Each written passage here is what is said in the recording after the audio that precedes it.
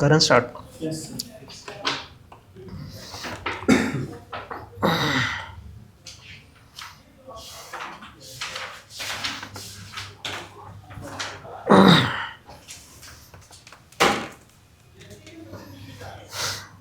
कल कहाँ तक आ गए थे हम? Second law. ठीक है, सेकेंड लॉ लिखिए।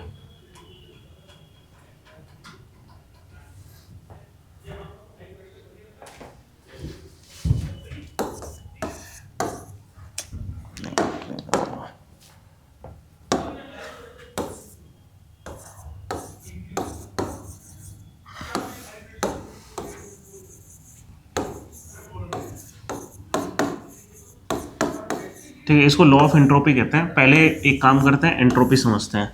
एंट्रोपी का मतलब होता है रैंडमनेस ऑफ द सिस्टम। ठीक है, कि अगर कोई सिस्टम कितने नंबर ऑफ स्टेट्स में रह सकता है। ठीक है, जैसे फॉर एग्जांपल और क्या प्रोबेबिलिटी है उस स्टेट में रहने की। जैसे फॉर एग्जांपल एक बॉक्स है और इस बॉक्स के अंदर 4 एटम है और चारों इस तरीके से अरेंज्ड है। ठीक है, और ये गैस है। ठीक है, और लेकिन ये रह कैसी भी तरीके से अरेंज सकते हैं, है ना। एंट्रोपी हम ज़्यादा तब मानेंगे कि जब वो रैंडमली, मतलब रैंडमली, जितना रैंडमनेस उनमें हो सकती है ना, कि अगर हमने इस पूरे बॉक्स को 4 हिस्सों में बांट दिया, है ना, तो ज़्यादा प्रोबेबल स्टेट क्या है कि वो सारे के सारे इस तरीके से रहेंगे, ना कि इस तरीके से। Got it. तो एंट्रोपी क्या है? मेजर ऑफ रैंडमनेस, कि कितनी कोई चीज़ रैंडम है। अगर रैंडम है तो which means entropy has increased. ठीक है, अब क्या था कि फर्स्ट लॉ ऑफ थर्मोडायनेमिक्स क्या कह रहा था हमारा? कि एनर्जी कभी चेंज, मतलब सिर्फ चेंज हो सकती है, डिस्ट्रॉय नहीं हो सकती। बट ये चीज़ तो नहीं बता रहा कि सर्टेन तरीके से एनर्जी फ्लो कर ही क्यों रही है। फॉर एग्जांपल कि मैंने एक कांच का ग्लास यूं उठाकर फोड़ दिया, ठीक है, और उसने एनर्जी डिसिपेट करी। हीट एनर्जी निकली जहाँ पर कॉलिजन हुआ, ठीक है, साउंड एनर्जी निकली और ये एनर्जी डिसिपेट हो गई। एनर्जी फ्लो हुआ, हमें दिखाई दिया, हमें ये पता लगा टोटल एनर्जी कंजर्व्ड है, पर ये फ्लो हुआ क्यों, ये तो हमें नहीं पता लगा। क्या हम वो सारी एनर्जी एक साथ ले आए, सारा मटेरियल एक साथ ले आए, वापस वो ग्लास बन जाएगा? ऐसा कभी नहीं हुआ। हमने ये करके देख लिया, एफिशिएंट हीट इंजन बनाकर देख लिया। और ये किस ज़माने की बात है? जब इंडस्ट्रियल रेवोल्यूशन चल रहा था, हर किसी को एफिशिएंट हीट इंजन बनाने थे। लोग ये सवाल पूछ रहे थे कि एनर्जी इसी तरीके से क्यों फ्लो हो रही है, हम एनर्जी कंजर्व क्यों नहीं कर पा रहे और एफिशिएंसी क्यों नहीं ला पा रहे इंजन्स की। और वहाँ से ये लॉ निकल कर आया क्या, कि किसी ने ये बोला कि दुनिया का ये नेचर है कि वो रैंडम होना चाह रहा है। क्यों होना चाह रहा है ये सब कोई पता नहीं। ये जितने भी फिजिक्स के लॉ हैं, किस ज़माने के, चाहे लॉ ऑफ ग्रेविटेशन हो, उससे लेकर थर्मोडायनेमिक्स के लॉ तक, क्यों की बात ही नहीं कर रहा है। ऐसा हो रहा है बस, क्यों ना पता नहीं। ठीक है, God believing, hello, God believing scientist हैं सारे, फिजिसिस्ट्स। ठीक है, ये जो लॉ बना रहे हैं गॉड बिलीविंग फिजिसिस्ट हैं, जो कह रहे हैं भाई ईश्वर ने लॉ बनाकर छोड़ दिए। ठीक है, और जो ये काम कर रहे हैं, क्यों कर रहे हैं हमें नहीं पता, है ना। तो ये था हमारा लॉ। चलो सेकंड लॉ ऑफ थर्मोडायनेमिक्स लिखते हैं।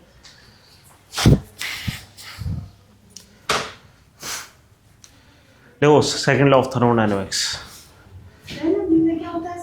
है जी, मैं थर्मोडायनेमिक्स मतलब फ्लो ऑफ हीट समझ रहे हैं हम। फ्लो ऑफ एनर्जी क्यों होता है, कैसे होता है। आपने एनर्जी समझी है? एनर्जी क्या था? क्या? अच्छा, वर्क याद है? वर्क क्या होता है? वो एनर्जी को मतलब कर लेते हैं, उसको वर्क ही बोलते हैं। तुम पढ़ा तो लेते हैं आप? हाँ, पढ़ा तो रहा था मैं। फिर जिसमें प्रेशर लगे, जिसमें फोर्स लग जाए, हाँ, फोर्स लगे और डिस्प्लेसमेंट हो जाए तो वर्क हो गया। तो वर्क होता है कि force dot displacement, F dot displacement. ठीक है, फोर्स मल्टीप्लाई बाय डिस्प्लेसमेंट, ये होता है वर्क। ठीक है, कि किसी चीज़ को मैंने यूँ उठाकर सरका दिया, ऐसे करके ये वर्क हो गया। ठीक है, अब ये वर्क कब हुआ? जब हमने कोई एनर्जी उठाकर लगा दी। ठीक है, ये हो गई एनर्जी। ठीक है, हम क्या समझना चाह रहे हैं, अब एनर्जी फ्लो क्यों कर रही है, ठीक है, कि मैंने उठाकर इसको सरका दिया, ऐसा हुआ क्यों, ठीक है, उस पर जाना चाह रहे हैं। अब हम तो चलो कॉन्शियस बीइंग है, ठीक है, वैसे स्पॉन्टेनियस एनर्जी जो हो जाती है, जैसे कि हमने कल थर्मोडायनेमिक्स में सिर्फ इतनी सी बात पढ़ी थी कि एनर्जी कंजर्व्ड रहती है, ये फर्स्ट लॉ ऑफ थर्मोडायनेमिक्स है, क्या कि कभी भी ऐसा नहीं होगा कि एनर्जी कहीं नई एनर्जी आ गई, क्रिएट हो गई, या पुरानी एनर्जी कुछ है डिस्ट्रॉय हो गई, ठीक है, ऐसा कभी नहीं होगा। तो फर्स्ट लॉ क्या कह रहा था, फर्स्ट लॉ सिर्फ इतनी सी बात कर रहा था, फर्स्ट लॉ सिर्फ इतनी सी बात कर रहा था कि एनर्जी पूरे सिस्टम की वो कैसी होगी, हमने एक पर्सनल अकाउंट बना दिया था हर सिस्टम का, ठीक है, जिसके अंदर की एनर्जी स्टोर हो सकती थी, जैसे इंटरनल एनर्जी, ये एक बॉडी की इंटरनल एनर्जी है, उसको हम यू से दिखाते हैं, ठीक है, इंटरनल एनर्जी कितनी होती है, हमने उसको जितनी हीट दी उसके नीचे आग लगा दी, हीट दी, ठीक है, इंटरनल एनर्जी क्या है, वो सारी हीट उसके इंटरनल एनर्जी में स्टोर होती गई, उसका पर्सनल अकाउंट है हीट अकाउंट, ठीक है, फिर हमने उसके ऊपर वर्क करा, हमने उसके ऊपर प्रेशर लगाया, कुछ करा, ठीक है, उससे भी उसका टेम्परेचर बढ़ा होगा, वो भी एनर्जी हमने उसके अंदर लगा दी, भाई हमने किसी चीज़ पे ये वर्क कर दिया, मैंने एनर्जी लगाई, ये एनर्जी कहीं ट्रांसफर हुई होगी, है ना, क्यों, फर्स्ट लॉ क्या कह रहा है कि energy can never be created nor be destroyed, ठीक है, अब मैंने वर्क तो लगा दिया, तो ये एनर्जी कहीं तो गई, कहाँ गई एनर्जी, ये भी इसके अंदर गई होगी, तो इंटरनल एनर्जी क्या होता है, टोटल हीट और टोटल वर्क डन, हमने कितनी उसको डायरेक्ट हीट दे दी, ठीक है, और फिर उसके ऊपर कितना वर्क डन कर दिया, और हमने ये बताया था कि ये जो इंटरनल एनर्जी है, इसका अगर हमें अंदाज़ा लगाना है कि कितनी है, तो हम उसका टेम्परेचर देख लेते हैं, अगर हीट चेंज हुई है तो टेम्परेचर चेंज हुआ होगा, ठीक है, अभी तक बात खाली इतनी हुई है, और कैसे टेम्परेचर चेंज हुआ होगा ये हम अपनी इस क्लास के लास्ट में देख लेंगे, ठीक है, हम देखेंगे कैसे स्टेट ऑफ मैटर चेंज होता है, कैसे टेम्परेचर चेंज होता है, ठीक है, हमने ये सारे डिस्कशन कर ली थी, लेकिन एक डिस्कशन नहीं हुई, क्या कि ये सारा हीट फ्लो होगा ही क्यों, ठीक है, कि ऐसा होता ही क्यों है कि कोई गर्म चीज़ है वो एनर्जी में हीट देती ही है, कभी लेती नहीं, माँ अगर ले भी ली होती उसने हीट तो भी कंजर्वेशन ऑफ एनर्जी है, हीट ले ली, ठीक है, खुद का टेम्परेचर बढ़ गया, ये तो कंजर्व हो गई एनर्जी, पर ऐसा हो क्यों नहीं रहा, ठीक है, ये सारी चीज समझाने के लिए आ रहा है क्या, सेकंड लॉ ऑफ थर्मोडायनेमिक्स, वो कह रहा है कि हमेशा सिस्टम रैंडम होना चाह रहा है, क्यों होना चाह रहा है हमें नहीं पता, बस होना चाह रहा है, क्या कर रहा है वो कि कभी भी अगर एक बॉक्स है, 4 एटम एक बॉक्स के अंदर नहीं रहेंगे, वो रैंडम रहना चाहेंगे, ये मोस्ट प्रोबेबल स्टेट है, इसका मतलब ये नहीं कि ऐसे नहीं रह सकते, रह सकते हैं, बट ये लाइक्लीहुड बहुत कम है, ये तो 4 एटम में तो फिर भी ये लाइक्लीहुड है, जब हम मतलब 10 की पावर 20, एक पानी के ग्लास में पता है कितने एटम होते हैं, 8 × 10 की पावर 24, इसके आसपास कुछ, जब इतनी सारी चीज़ों की जब हम बात करते हैं तो ये कि सारे के सारे एटम ग्लास के एक कोने पे इकट्ठे हो जाए, ये इम्प्रॉबेबल मतलब इम्प्रॉबेबल आउटकम है ना, उसमें मोस्ट रैंडम आउटकम क्या है, जनरली जैसे वो रहते हैं कि ग्लास में फुल करके रहेंगे, है ना, ये गैस है, हमने ये सारे का सारा पानी उठाकर बॉईल कर दिया और एक बैग में डाल दिया और वो रैंडमली हर जगह रहना चाहेगा, ठीक है, ये है एंट्रोपी, एंट्रोपी हमेशा इंक्रीज होना चाहती है, मतलब रैंडमनेस हमेशा इंक्रीज होना चाहती है, रैंडमनेस जो है वो हमेशा इंक्रीज स्टेट में जाना चाहेगी, ठीक है, what is entropy, entropy is a measure of randomness, ठीक है, सबसे पहली चीज तो हम ये लिखेंगे, साइड में कहीं नोट बना लो बॉक्स में, what is entropy, entropy is a measure of randomness,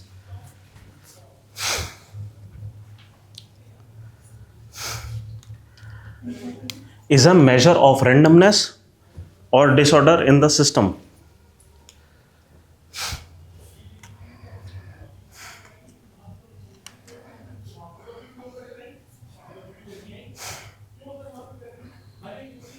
ठीक है, अब हम सेकेंड लॉ की मेन स्टेटमेंट लिखेंगे, सेकेंड लॉ लिखो,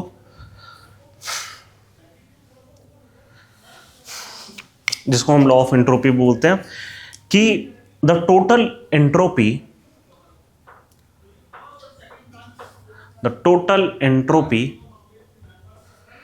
of an isolated system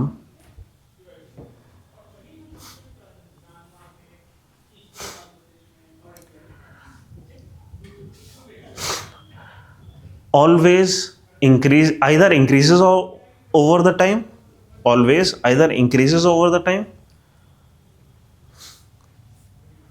increases over the time, or may remain constant. हाँ, या तो रेंडमनेस या तो most random outcome already achieve हो चुका है, ठीक है, तो रेंडमनेस और ज़्यादा नहीं बढ़ सकती। मतलब अगर हमने मतलब ऐसा हो गया है कि रेंडमनेस इससे ज़्यादा हो ही नहीं सकती थी, तो ऑलरेडी रेंडम है, मोस्ट रेंडम है, ये रेंडमनेस अब डिक्रीज नहीं हो सकती, ठीक है। लेकिन अगर और ज़्यादा रेंडमाइज होने की प्रोबेबिलिटी है तो वो इंक्रीज ही होगी, ठीक है। कॉमा लगा कर लिखो, unless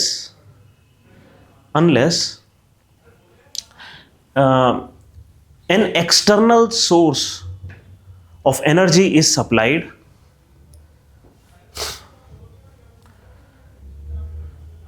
to decrease its randomness.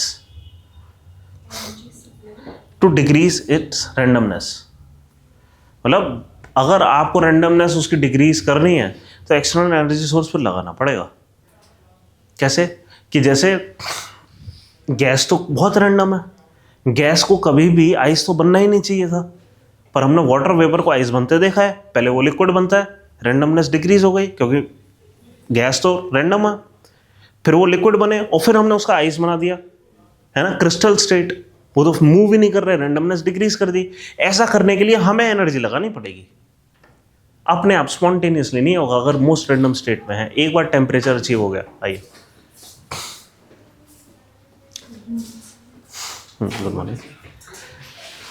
ठीक है, एक बार रैंडमनेस अचीव हो गई, वो हटेगी नहीं जब तक हमने एक्सटर्नल इन्फ्लुएंस कोई क्रिएट नहीं करा है, मैग्नेटिक फील्ड नहीं लगाई है या प्रेशर नहीं लगा दिया। वर्क डन करना पड़ेगा, उसके ऊपर एनर्जी लगानी पड़ेगी, तब हम उसको वापस मतलब डी रैंडमाइज टाइप का कुछ कर सकते हैं, अदरवाइज ये पॉसिबल नहीं है, ठीक है।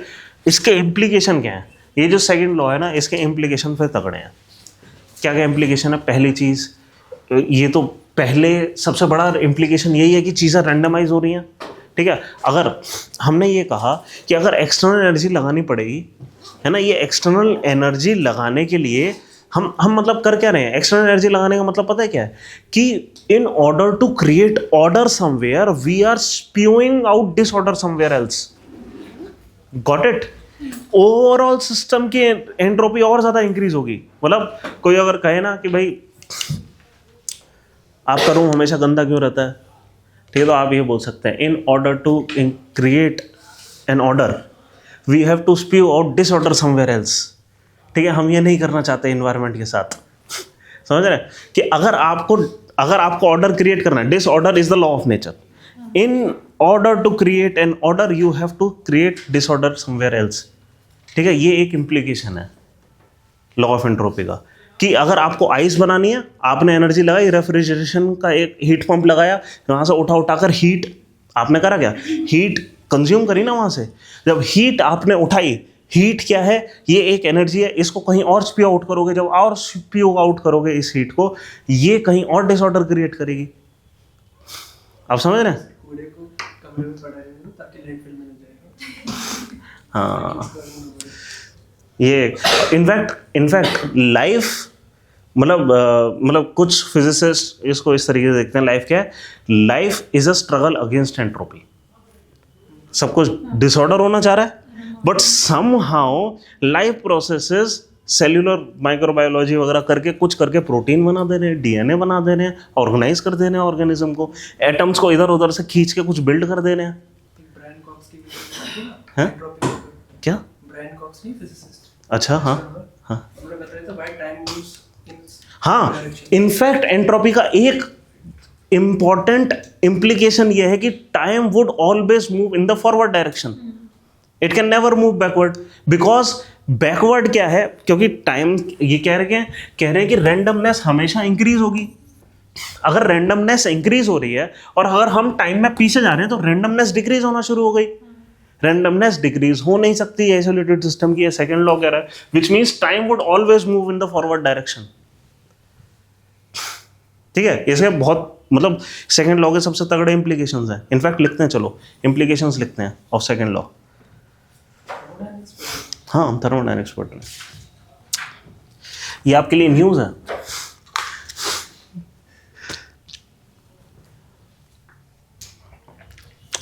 चलिए, सबसे पहला कि एक तो ये कि all natural processes move towards greater disorder. ये तो डायरेक्ट इम्प्लीकेशन है, ये तो हम समझते ही हैं, है ना।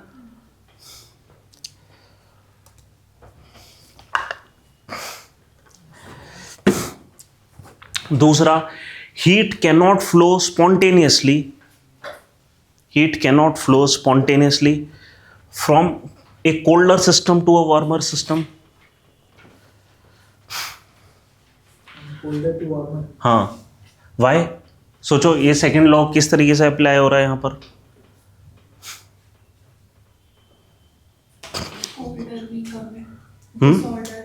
हाँ, कोल्डर बॉडी में डिसऑर्डर कम है। कैसे? मैंने क्या बताया था, व्हाट इज टेम्परेचर? टेम्परेचर क्या है? Measure of heat. हाँ, measure of heat, but actually हम क्या कर रहे होते हैं, वो है वाइब्रेशंस, है ना। What is temperature? अच्छा चलो एक बार और, एक बार ना डिटेल में लेते हैं टेम्परेचर को, डिटेल में लेते हैं टेम्परेचर है क्या माइक्रोस्कोपिक लेवल पे। कि कोई चीज़ अगर हीट है ना, तो उसके एटम्स की ये जिगलीनेस बढ़ जाएगी, ठीक है। What is temperature? हमने जीरोथ लॉ ऑफ थर्मोडायनेमिक्स देखा था। जीरोथ लॉ ऑफ थर्मोडायनेमिक्स क्या कह रहा था भाई? ये था जीरोथ लॉ ऑफ थर्मोडायनेमिक्स की, if a body is at a thermal equilibrium with two other bodies, and then those two bodies are at thermal equilibrium with each other. What it meant was कि अगर हमने pathway छोड़ दिया, खुला छोड़ दिया energy transfer के लिए, ठीक है, मतलब जैसे ये लैपटॉप है, मैंने यूं करके टच करा, मेरे को हल्का सा वार्म लग रहा है, यहाँ पे हीट ट्रांसफर हो रहा है। अगर हीट ट्रांसफर हो रहा है, ये थर्मल इक्विलिब्रियम नहीं है। अगर थर्मल इक्विलिब्रियम नहीं है, हीट ट्रांसफर हो रहा है, विच मीन्स मेरे को महसूस हो रहा है, ठीक है, कि टेम्परेचर है। टेम्परेचर है क्या मतलब वहाँ जब भी टेम्परेचर होता है एक हीट ट्रांसफर होता है, ठीक है, ये चीज़ समझ आई। पर ये हीट ट्रांसफर कैसे हो रहा है? ये हो क्या रहा है? मतलब कोई एनर्जी ट्रांसफर हो रही है ऑब्वियसली। ये एनर्जी है क्या? ये है एनर्जी उस बॉडी के जो एटम्स हैं वो जिगल कर रहे हैं अपनी लोकेशन पे। अब वो अपनी वाइब्रेशंस लूज आउट कर देते हैं, क्योंकि वो अपनी कुछ वाइब्रेशंस मेरे को दे दे रहे हैं, ठीक है। तो क्या है? ये हीट ट्रांसफर हो रहा है, ये एनर्जी ट्रांसफर हो रही है, और ये एनर्जी ट्रांसफर मेरे को महसूस हो रही है कि ये, और बहुत ही ज़्यादा हॉट कोई चीज़ है, मैं एकदम से लगाकर हटा ले रहा हूँ, क्यों? बहुत तेज़ी से हीट ट्रांसफर हो रही है, मेरे यहाँ सेल जल रहे हैं, वो उतनी तेज़ी से डिसिपेट नहीं कर पा रहे, ठीक है। न्यूरॉन्स ने ये अपनी टेंडेंसी बना रखी है, जब इतनी तेज़ी से हीट ट्रांसफर हो तो आपके जो ये सेल्स हैं सह नहीं पाएंगे, एकदम से हाथ हटाओ, हम हटा लेते हैं, ठीक है। तो क्या है कि टेम्परेचर का फ्लो, मतलब टेम्परेचर है क्या? ये मेजर ऑफ जिगलीनेस है, और ये क्या है? और मेजर ऑफ हीट फ्लो है, ठीक है। अब वो क्या कह रहे हैं कि अब लॉ क्या कह रहा है? लॉ ये कह रहा है कि रेंडमनेस हमेशा इंक्रीज होगी, और इसका एक इम्प्लीकेशन हम ये कह रहे हैं कि हमेशा कभी भी ऐसा नहीं होगा कि स्पॉन्टेनियसली कोल्डर बॉडी से हीट फ्लो वार्मर की तरफ हो जाए। ये हम वैसे भी नहीं देखते।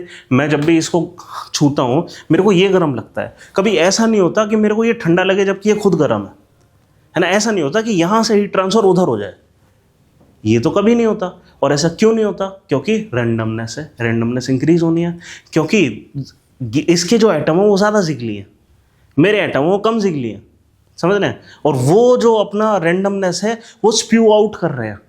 ये नहीं हो सकता मैं पहले से ऑर्डर दूँ, ठीक है, मेरे एटम पहले से कम मूव कर रहे हैं, वो और कम मूव करना शुरू कर दें जब मैं उसको टच करूं, ठीक है। ये कैसे हो रहा है? ये सेकंड लॉ कह रहा है।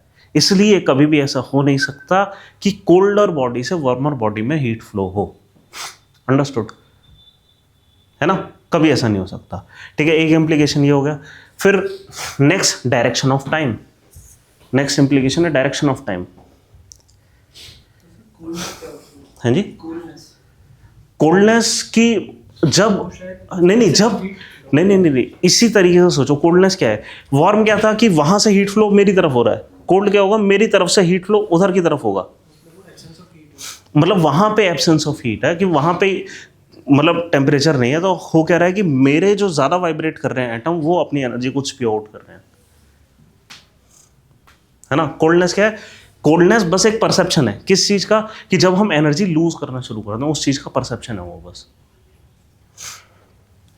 ठीक है, तो डायरेक्शन ऑफ टाइम कि with time entropy always increases,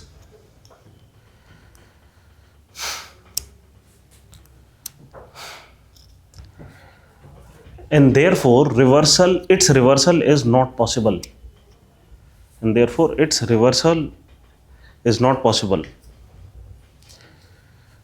हर चीज डिसऑर्डर में चली हाँ, जाएगी आगे। मैंने एंट्रोपी ऑलवेज इंक्रीजेस बोला ना। हाँ ठीक है, क्यों? क्योंकि इससे फ्लो ऑफ टाइम रिवर्स क्यों नहीं हो सकता? क्योंकि अगर रिवर्सल पॉसिबल हुआ विच मीन्स एंट्रोपी का डिक्रीज होना पॉसिबल है, पर एंट्रोपी का डिक्रीज होना पॉसिबल नहीं है ना, कुछ भी पॉसिबल है। ठीक है, time would always flow in the opposite direction. की बिगिनिंग में यूनिवर्स तो कंप्लीट ऑर्डर में था, यस यस, ये भी एक इम्प्लीकेशन है। Absolute order. ठीक है कि हाँ, ये भी आप चौथा पॉइंट लिख सकते हैं क्या, at the beginning of time there was perfect order.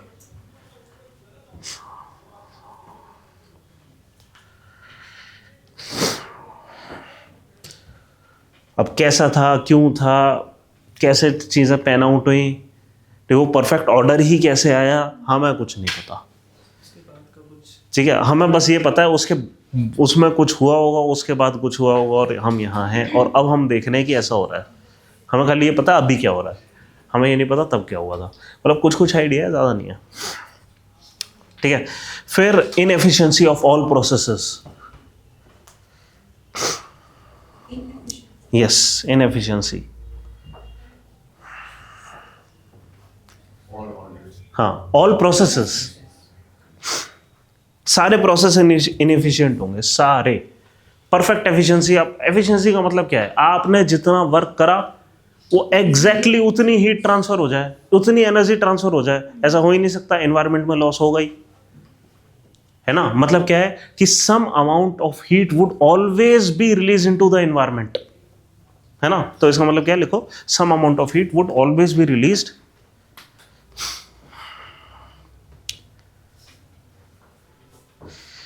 some amount of heat would always be released in the environment.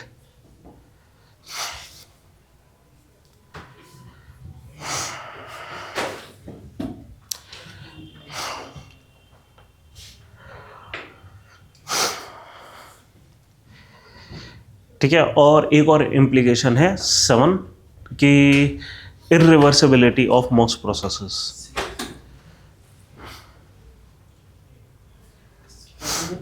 irreversibility of most processes। जैसे कि एक बार आपने दूध के अंदर पानी मिला दिया, अब पानी को अलग नहीं कर सकते, करना होगा तो फिर एनर्जी लगेगी। कैसे कर सकते हैं हम? कोई तरीका है दूध से पानी अलग करने का? हाँ नहीं, उससे क्या होगा कि ऑयल भी अलग हो जाएंगे आप। हाँ, एवेपोरेशन एक तरीका है कि हम क्या करें, एवेपोरेशन करके कंडेंसेशन करते हैं। किसी एक ट्यूब में लें पूरा वेपर, उसको पास ऑन करें। आपको पता है कभी भी किसी चीज़ से पानी, मतलब साइंटिफिक तरीका क्या होता है? साइंटिफिक क्या मतलब लैब के अंदर तरीका क्या होता है किसी भी चीज़ में से पानी अलग करने का?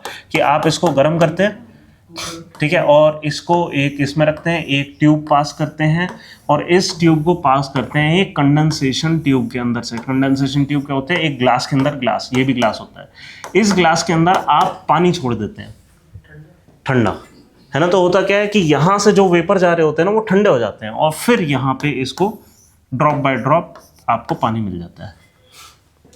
ठीक है, आप दूध से पानी अलग कर सकते हैं, बट ये स्पॉन्टेनियस नहीं था, आपको एनर्जी देनी पड़ी। तो आपने ये करने के लिए क्या करा? आपने एनवायरनमेंट में खूब सारी एनर्जी लूज कर दी। इम्पॉसिबल है कि आप वापस ऑर्डर क्रिएट कर पाओ, दूध से पानी अलग कर पाओ। ऐसा करने के लिए आपको और ज़्यादा एनर्जी लगानी पड़ेगी, और ज़्यादा रैंडमनेस एनवायरनमेंट में छोड़नी पड़ेगी। समझ रहे? तो लगभग इस लॉ ने बहुत सारे, जब ये आया था, जब भी कोई भी नया फिजिक्स में कोई चीज़ आती है ना, बहुत सारे साइंटिस्ट का दिल टूट जाता है कि अब हम ये नहीं कर सकते। ठीक है, तो इसने बहुत सारे लोगों का तोड़ा था।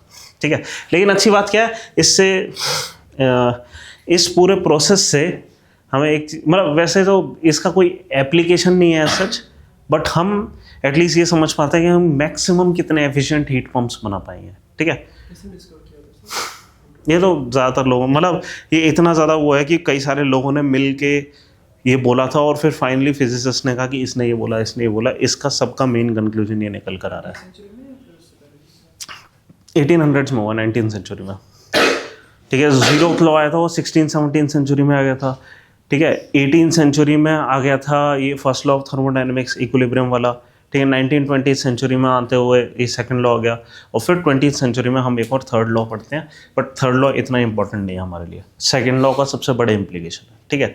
नेक्स्ट एक टॉपिक लिखो इसी के अंदर, heat pump. Heat pump. Yes, heat pump, how to pump out heat. कुल मिलाकर हीट पंप की कहाँ ज़रूरत पड़ेगी? एसी में, है ना, रेफ्रिजरेटर में, है ना, कि हमें एक सिस्टम को ठंडा करना है, हाँ कार में, हाँ। मतलब आप इस तरीके से सोचो कि हाँ, मतलब इंजन को कूल करने के लिए कूलेंट हमें चाहिए होता है, या इंजन छोड़ दो, अंदर का जो कैबिनेट है उसको कूल करने के लिए एसी चाहिए होता है, हाँ, है ना। तो जितने भी खैर जो भी हीट पंप है वो किस तरह काम करते हैं, है ना। तो हीट पंप लिखते हैं, ठीक है। और हीट पंप समझाने के लिए हम करेंगे क्या, एग्जाम्पल एसी का ही लेंगे कि एसी कैसे काम करता है, ठीक है। और for simplicity will take a window AC, window नहीं तो हम चलो स्प्लिट एसी लेते हैं, कोई भी ले लो, क्या फ़र्क पड़ता है। चलो विंडो लेते हैं। विंडो क्या है कि छोटे से में सब कुछ आ जाता है ना, अच्छा लगता है देखने में। क्या होता है, इसमें दो फैन होते हैं, एक बाहर वाला फैन, एक अंदर वाला फैन, ठीक है। और दोनों जनरली एक शाफ्ट से कनेक्टेड होते हैं, कोई मोटर होगी मान लो जो इनको चला रही है फैन को, ठीक है। फिर एक कंप्रेसर होता है, ठीक है, काले रंग का, हर एसी के अंदर रखा होता है कंप्रेसर, ठीक है। कंप्रेसर का काम क्या है कि, और यहाँ पे एक कॉइल होती है, इसको हम कॉइल बोल रहे हैं, ठीक है। फिर यहाँ पे एक और कॉइल होती है, इसको भी हम ऐसे लिख रहे हैं, ठीक है। ये मान लो है इनसाइड द रूम,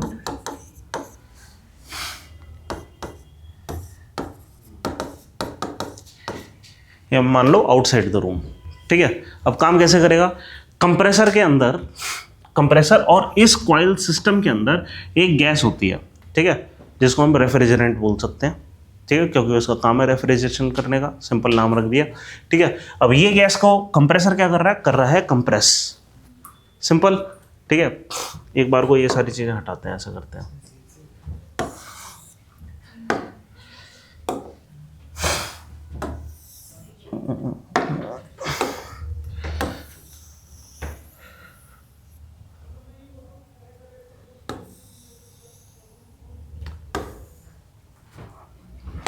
ठीक है।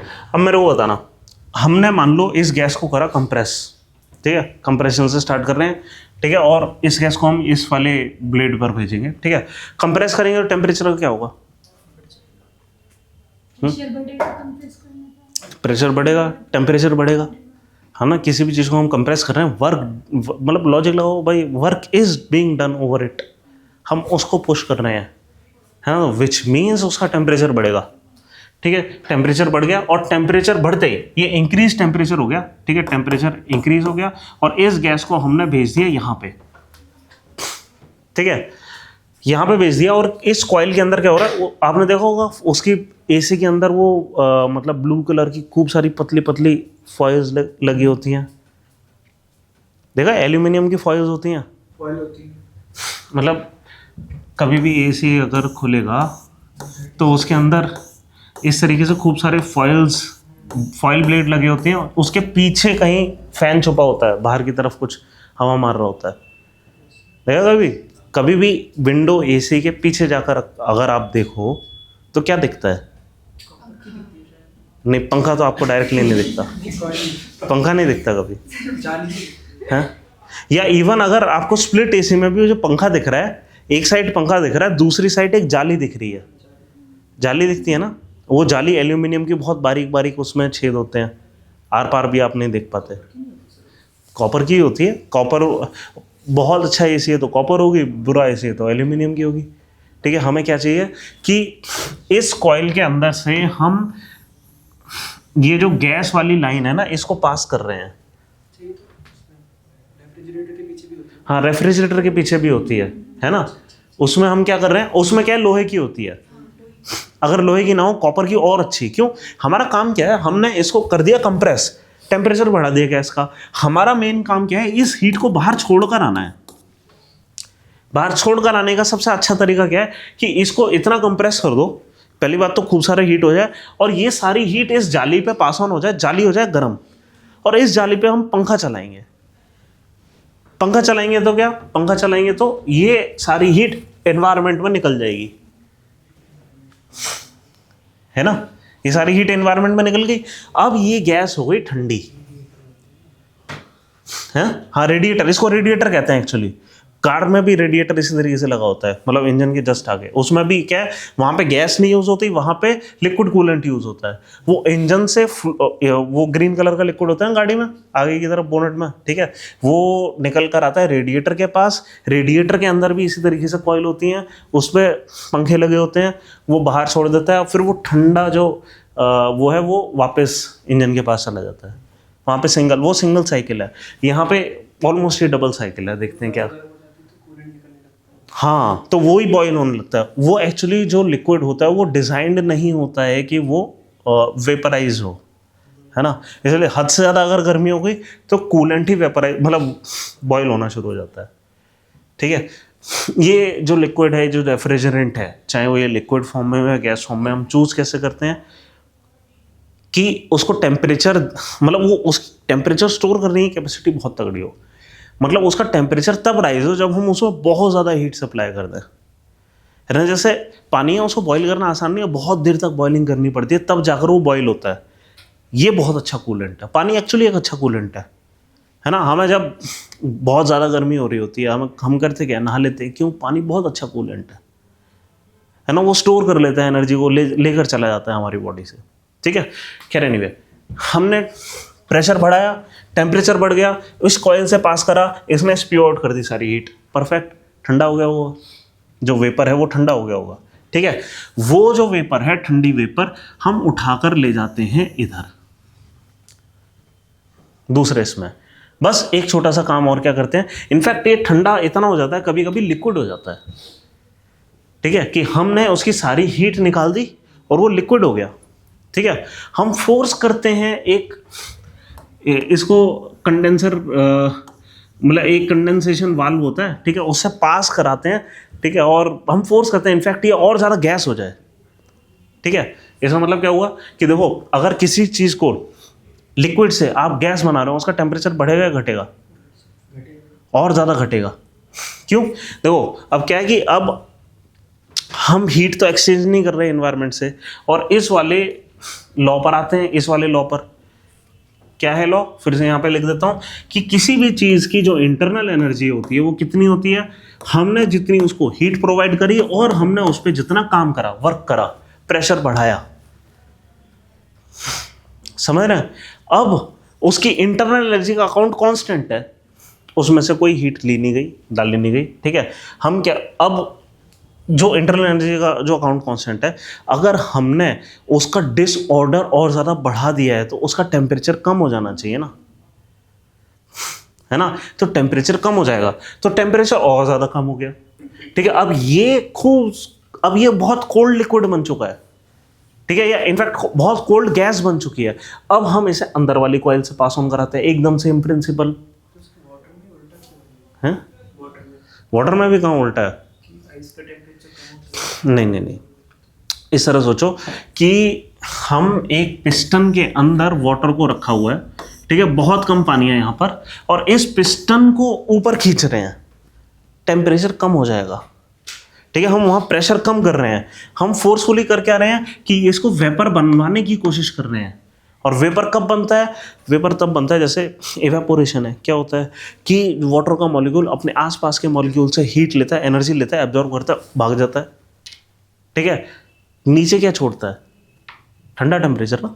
एग्जैक्टली वैसा हो रहा है। क्या हमने इसका प्रेशर कर दिया कम, नीचे उसने क्या छोड़ा? चीज़ को ठंडा कर दिया। आप समझ रहे हैं? हमने यहाँ पे क्या करा, लिक्विड से गैस बना दिया और ठंडा हो गया, मतलब वो मटेरियल ठंडा हो गया ना, है ना, वो मटेरियल ठंडा हो गया और उस ठंडे मटेरियल को इस कॉइल से पास कराया। मैं कह रहा हूँ उसको छोड़ दो, बाहर ये हीट छोड़कर आ गया, इतना ही सोचो, मान लो गैस ही है तो भी ठंडी हो गई वो गैस, ठीक है, वो गैस ठंडी हुई और हमने इससे पास ऑन कराई, इस कॉइल पे पास ऑन कराई और फिर से एक पंखा चला दिया और ये पंखा क्या करेगा, इस ठंडी हवा को अंदर छोड़ देगा,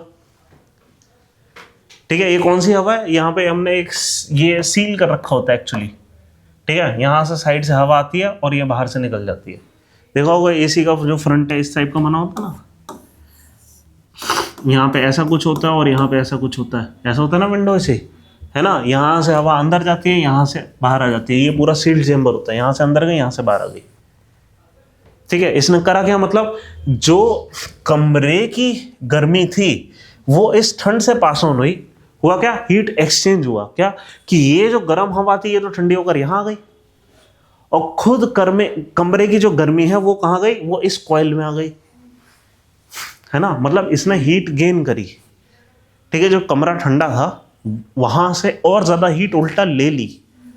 ऐसा क्यों कर पाया, क्योंकि यहाँ पे जो लिक्विड था इस सिस्टम के अंदर वो बहुत ठंडा था, ठीक है। अब ये वापस जाता है इसके अंदर, ठीक है, इस पॉइंट ऑफ टाइम पे ऐसा नहीं है कि ये जो गैस है ये अभी बहुत ज़्यादा गर्म हो गई है, इस गैस को जब ये निकल रही होगी ना, हाँ आप हाथ लगाओगे अभी भी आपको ठंडी महसूस होगी, लेकिन जिस टेम्परेचर पे ये आई थी उससे तो गर्म हो चुकी है ये, क्यों, इसने खूब सारी गर्मी ले ली। अब कंप्रेसर क्या करेगा, इसको और गर्म करेगा, कैसे, उसको कर देगा कंप्रेस, बहुत ज़्यादा कंप्रेस करेगा, टेम्परेचर बहुत तगड़ा कर देगा, कितना 200-300 डिग्री सेल्सियस, फिर से वहाँ से पास ऑन करेगा, फिर ये वापस हीट छोड़ कर आएगा, फिर ये ठंडा हो जाएगा और फिर इसमें आएगा और ये साइकिल कंटिन्यूसली चलती रहेगी। बन गया हीट पंप, चाहे रेफ्रिजरेटर हो, हमारा कार का रेडिएटर हो, जो कुछ भी है, हर एक में इस तरीके से काम चल रहा है, ठीक है, बन गया हीट पंप। अब सवाल ये था कि हम इसको कितना ज़्यादा एफिशिएंट बना सकते हैं, और सेकेंड लॉ ने ये कहा कि हम कभी भी हद से ज़्यादा एफिशिएंट इसको कर नहीं सकते, ठीक है। हम मतलब करना क्या चाह रहे हैं कि हमने जितना कंप्रेस करा लिक्विड को, ठीक है, जितना कंप्रेस करा, क्या हम की सारी एनर्जी बाहर छोड़कर आ पाएंगे, ठीक है। हीट पंप कभी भी 100% एफिशिएंट नहीं हो सकते, ठीक है। ये जो इम्प्लीकेशन है ये कहाँ से निकल कर आ रहा है, हमारा सेकेंड लॉ ऑफ थर्मोडायनेमिक्स है, ठीक है। बस ये जो 3 प्रोसेस है कि ये कैसे काम करता है, ये मैंने आपके नोट्स में वैसे दे रखे हैं, आपको ये चीज़ तो समझ आ गई, ठीक है। अगर आप चाहें इसका डायग्राम बना सकते हैं, बाकी ऐसा कोई ज़रूरी नहीं है, क्योंकि इसका ना मेंस में ना प्री में कभी ऐसा कोई क्वेश्चन आया नहीं है हीट पंप पे पर्टिकुलरली, ठीक है, लेकिन पता होना चाहिए किस तरीके से काम करता है, इसलिए भी क्योंकि इन्वायरमेंट में थोड़ा सा इम्पोर्टेंट है ये। बताओ क्यों इम्पोर्टेंट है इन्वायरमेंट में? जो कन्वेंशंस थे मॉन्ट्रियल हाँ के गाने, हाँ, क्योंकि रेफ्रिजरेंट जो गैस है वो गैस, इस रेफ्रिजरेंट गैस की क्या प्रॉपर्टी होनी चाहिए? ग्रीन हाउस गैस, नहीं वो तो ठीक है, हमने यहाँ पे ऐसा सोचो कि हम 18th सेंचुरी, हमें कोई फ़र्क ही नहीं पड़ता इन्वायरमेंट को क्या हो रहा है, ठीक है। अब क्या प्रॉपर्टी ढूंढ रहे हैं हम, कितनी कंप्रेस हो पाए, जितनी कंप्रेस हो पाए उतना वो एनर्जी स्टोर कर देगी, है ना। तो ऐसी गैसेस हमें मिली, और ये कौन सी गैसेस थी, ये शेविंग फोम में भी यूज़ होती थी, एकदम से अंदर खूब सार ऑर्डर्ड, हमने कैन के अंदर डाल रखा है कुछ, जैसे स्प्रे दबाया वाइट कलर का झाग निकल कर आया, है ना, हद से ज़्यादा एक्सपेंशन हुआ। ये जो कंप्रेशन का फिनोमेना है, ये कुछ गैसेस थी जिनका नाम था क्लोरोफ्लोरोकार्बन्स, ठीक है। ये बहुत अच्छा इसको एग्जिबिट करती थी, बट प्रॉब्लम क्या थी, क्योंकि ये गैस, इनकी प्रॉपर्टी क्या है, ये हीट को स्टोर कर लेती हैं, बट ये प्रॉपर्टी एनवायरनमेंट के लिए बहुत अच्छी नहीं है। क्यों? एनवायरनमेंट में जैसे ये लीक हुई, क्योंकि हमारे जितने भी एसी होते हैं परफेक्टली क्लोज सिस्टम तो नहीं होते, हम थर्मोडायनेमिक्स में परफेक्टली आइसोलेटेड या क्लोज सिस्टम की बात कर रहे हैं, बट ऐसा हो कहाँ रहा है, आइसोलेटेड कहाँ हो रहे हैं सिस्टम, उनमें कहीं कहीं लीक आ जाता है। ये क्लोरोफ्लोरोकार्बन रिलीज होंगे एटमॉस्फेयर में, और एटमॉस्फेयर में रिलीज होने के बाद प्रॉब्लम ये तब होगी जब ये परसिस्टेंट रहें, ठीक है। क्लोरोफ्लोरोकार्बन बहुत ही स्टेबल कंपाउंड है, एक बार वो एटमॉस्फेयर में चला गया कुछ टाइम के लिए अच्छा खासा परसिस्टेंट रहता है, और जब तक रहेगा तब तक जो एनर्जी है हमारी, जो ये अर्थ जो देता है, मतलब ग्रीन हाउस गैस की तरह काम करेगा, हीट ट्रैप करता रहेगा।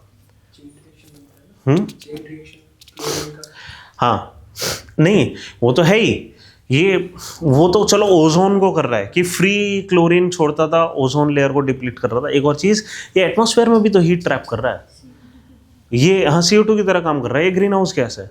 उसको रिप्लेस करा हमने क्लोरोफ्लोरोकार्बन को, फिर हाइड्रोफ्लोरोकार्बन लाए, वो ओजोन लेयर को नहीं इम्पैक्ट कर रहा था, लेकिन वो फिर भी ग्रीन हाउस गैस है ना। तो रिसेंट टाइम्स में काफ़ी सारे कन्वेंशन हुए हैं कि हम किसी तरीके से जो एसीज का यूसेज है, एक तो यही कम कर दें, हाइड्रोफ्लोरोकार्बन का यूज़ कम करें, या फिर वो रेफ्रिजरेंट्स यूज़ करें जो कि या तो एनवायरनमेंट पर परसिस्टेंट नहीं है, या फिर वो इंफ्रारेड वाली हीट ट्रैप नहीं करते जो अर्थ दे रही है। ठीक है, मान लो हीट ट्रैप करते हैं, लेकिन उनका जो नेचर है हीट ट्रैप करने का, मान लो अल्ट्रावायलेट में है या रेडियो वेव में, हमें कोई फ़र्क नहीं पड़ता, इतनी हीट नहीं ट्रैप कर पाएंगे। बट अर्थ जो हीट दे रही है वो ट्रैप ना करें एटलीस्ट। जियोथर्मल, हाँ हाँ हाँ हाँ, यही तो है प्रॉब्लम कि जो थर्मल ये सॉरी इसको कहते हैं टेरेस्ट्रियल रेडिएशन की आप बात कर रहे हो ना, कि सन की रेज ने अर्थ को गर्म करा, उसने इंफ्रारेड छोड़ा, इंफ्रारेड वाली रेडिएशन को ट्रैप करता है ना। तो मतलब ये एक ग्रीन हाउस गैस है। ठीक है, चलो ये हो गया हमारा सेकंड लॉ। अब लिखते हैं थर्ड लॉ। हाँ जी, हीट पंप के लिए, हाँ वो बस सिंपल है कि वो चीज़ जो कि कोल्ड से हॉट में ये करे। चलो हाँ लिख लो, चलो heat pump is a device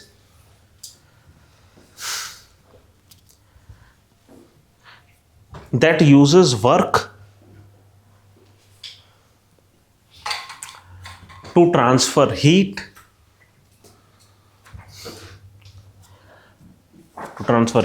from a colder body to a hotter one.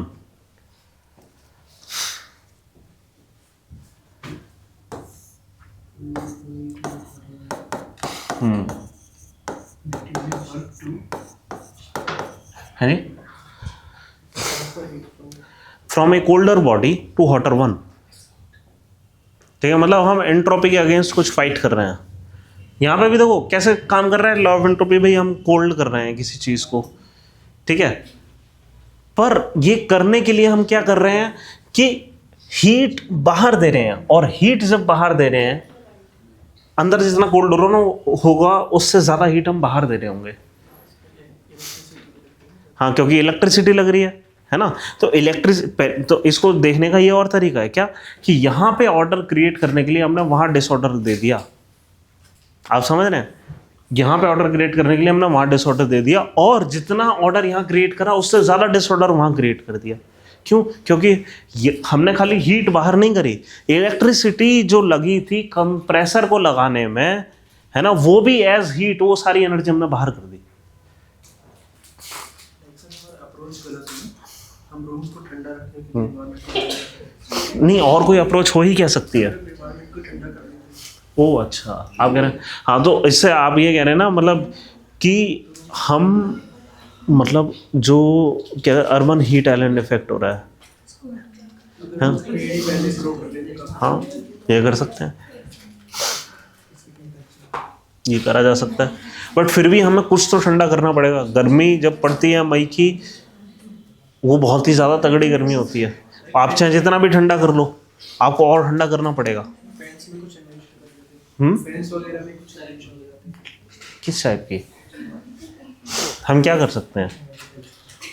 हमारा जो बेस्ट तरीका था वो क्या था कि हम खूब सारा पानी पिएं और फिर पंखा चलाएं, और हमारी बॉडी नेचुरली एवेपोरेट करेगी स्वेटिंग से।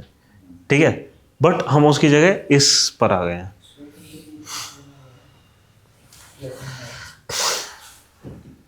चलते फिरते बनिए की दुकान, क्या ये सब कुछ ब्लैक और व्हाइट और पूछ रहा था कि आटा और कुछ इसके पास आटा खत्म हुआ, ना चीनी चाहिए। इसके पास ये बनिए की दुकान चलता फिरता। ऊपर ब्लैक वाले चाहिए और व्हाइट वाले ये चाहिए। डबल साइडेड टेप है क्या? आउट ऑफ स्टॉक है अभी। यार मैं नाश्ता नहीं करके आया, पराठा है क्या? नहीं आएंगे क्या अगली बार। चलो अब लिखते हैं थर्ड लॉ ऑफ थर्मोडायनेमिक्स। बस और क्या करना है? सर लिक्विड नाइट्रोजन तो कूलिंग का ही काम। हाँ हम ये काम कर सकते हैं। इनफैक्ट जैसे फॉर एग्जाम्पल आपने न्यूज़ सुनी होगी, लिक्विड नाइट्रोजन कैसे हो सकता है? हार्मफुल। अच्छा अगर टच कर दे तो ना नाइट्रोजन, वरना हार्मफुल नहीं है। तो कोई क्यों ही टच करेगा लिक्विड नाइट्रोजन? क्यूरियोसिटी। अच्छा हाँ ये पॉसिबल है। कोई रवि जैसा ही होगा सर। उसका दिमाग में जब भी आया क्यूरियोसिटी। गर्मी में खा लेंगे। हम ना देखो आपने ये सुना है कि हम 0 केल्विन बनाने की कोशिश करते हैं कभी कभी। 0 केल्विन क्या होता है? अच्छा हाँ एक और चीज़, चलो जब हम टेम्परेचर के इस पे आए थे तो एक एब्सोल्यूट 0 टेम्परेचर भी हम समझते हैं।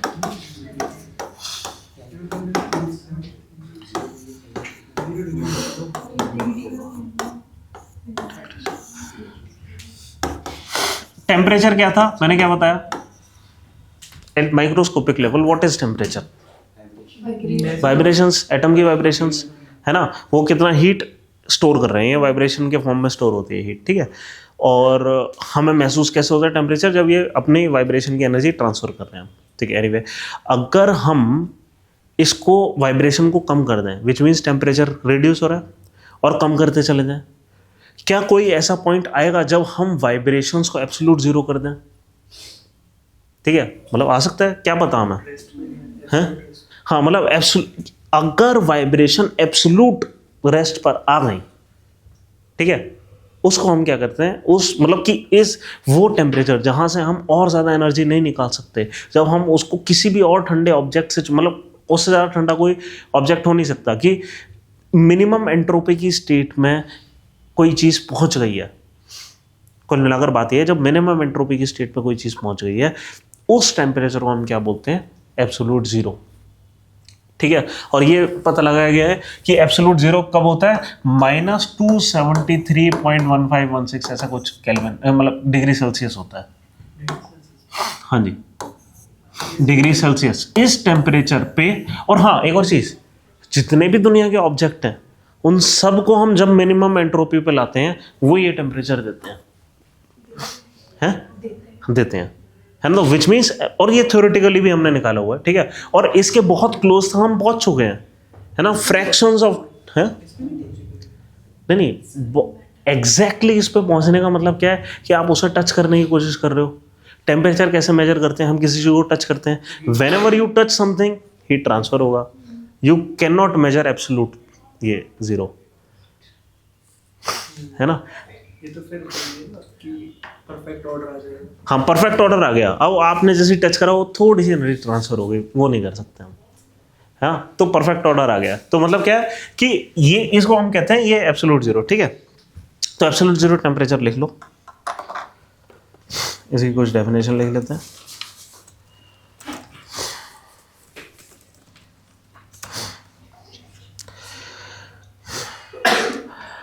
It is the lowest possible temperature at which there is no heat or motion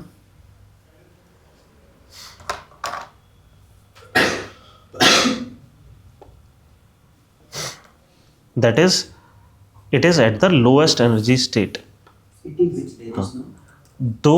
क्या? No heat or motion, no heat or motion at the lowest possible energy state.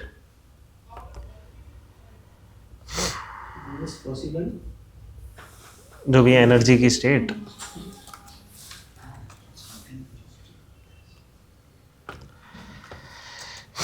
ठीक है। एक it occurs at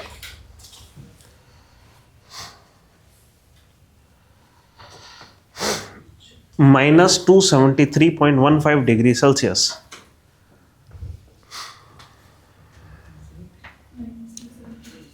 .15 degree Celsius,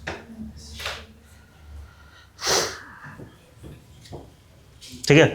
एक और चीज़, ये दो चीज़ें हम अब मैं आपको बता रहा हूँ, ठीक है। ये इस उससे परे की चीज़ है, मतलब हमारे कॉन्टेक्स्ट की, एनसीईआरटी के कॉन्टेक्स्ट के भी परे की चीज़ है, क्योंकि आपने लिक्विड नाइट्रोजन का नाम लिया।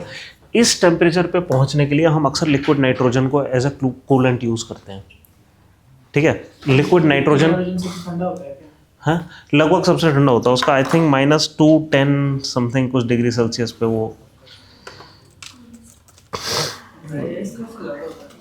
हाँ नाइट्रोजन टेम्परेचर, एक सेकेंड, अच्छा 196 -196 डिग्री सेल्सियस, सबसे ज़्यादा होता है। वो तो -35 डिग्री सेल्सियस पे सॉलिड हो जाता है बस। ऑक्सीजन -186 183 कुछ ऐसा कुछ है, ठीक है, -180 समथिंग है, ठीक है, ऑक्सीजन का है। अब इस टेम्परेचर पर पहुंचने के लिए हम रेफ्रिजरेशन की एक मस्त टेक्निक यूज़ करते हैं, और ठीक एग्जैक्टली सेम एवेपोरेशन की टेक्निक है, ठीक है। क्या कि और ना मैं इसके ना मतलब किसी भी चीज़ का टेम्परेचर लोअर करना या परफेक्ट हीट ट्रांसफ़र करना, इसके कुछ बहुत मस्त मैकेनिज्म्स हैं, ठीक है, जो अभी हम डिस्कस कर रहे हैं। क्या अच्छा हुआ है मेरे दिमाग में आ गया कि मान लो कोई सब्सटेंस है, इसको हमें -273 डिग्री सेल्सियस पर पहुंचाना है। हम वही काम करेंगे कि भाई इसके ऊपर एक कॉइल वॉइल लगा दी, ठीक है, और उसको हम किसी पंप पे कर रहे हैं, पंप के थ्रू ले जा रहे हैं। यहाँ पे वो जो पंप है वो क्या है, ये भरा हुआ लिक्विड नाइट्रोजन से, ठीक है, और यहाँ पे हम यहाँ पे एक स्पी आउट करके आ रहे हैं, ठीक है। कैसे करेंगे हम ये काम कि लिक्विड नाइट्रोजन है, ठीक है, लिक्विड नाइट्रोजन क्या करेगा कि अब लिक्विड, एक चीज़ आप समझें यार, ये करने के लिए क्या मेरे को लेटेंट हीट और स्पेसिफिक हीट समझाना पड़ेगा पहले, है ना, पढ़ाना ही पड़ेगा। एक काम करते हैं, पहले लिखो लेटेंट हीट और स्पेसिफिक हीट लिखो, या ऐसा करते, सुनो ऐसा करो, पहले थर्ड लॉ, क्योंकि वो बहुत ज़्यादा बड़ा नहीं है, पहले थर्ड लॉ लिखते हैं, फिर लेटेंट हीट स्पेसिफिक हीट पढ़ते हैं, और फिर ये करते हैं कि इस टेम्परेचर पर हम कैसे पहुँचें, ठीक है। चलो पहले थर्ड लॉ लिखो,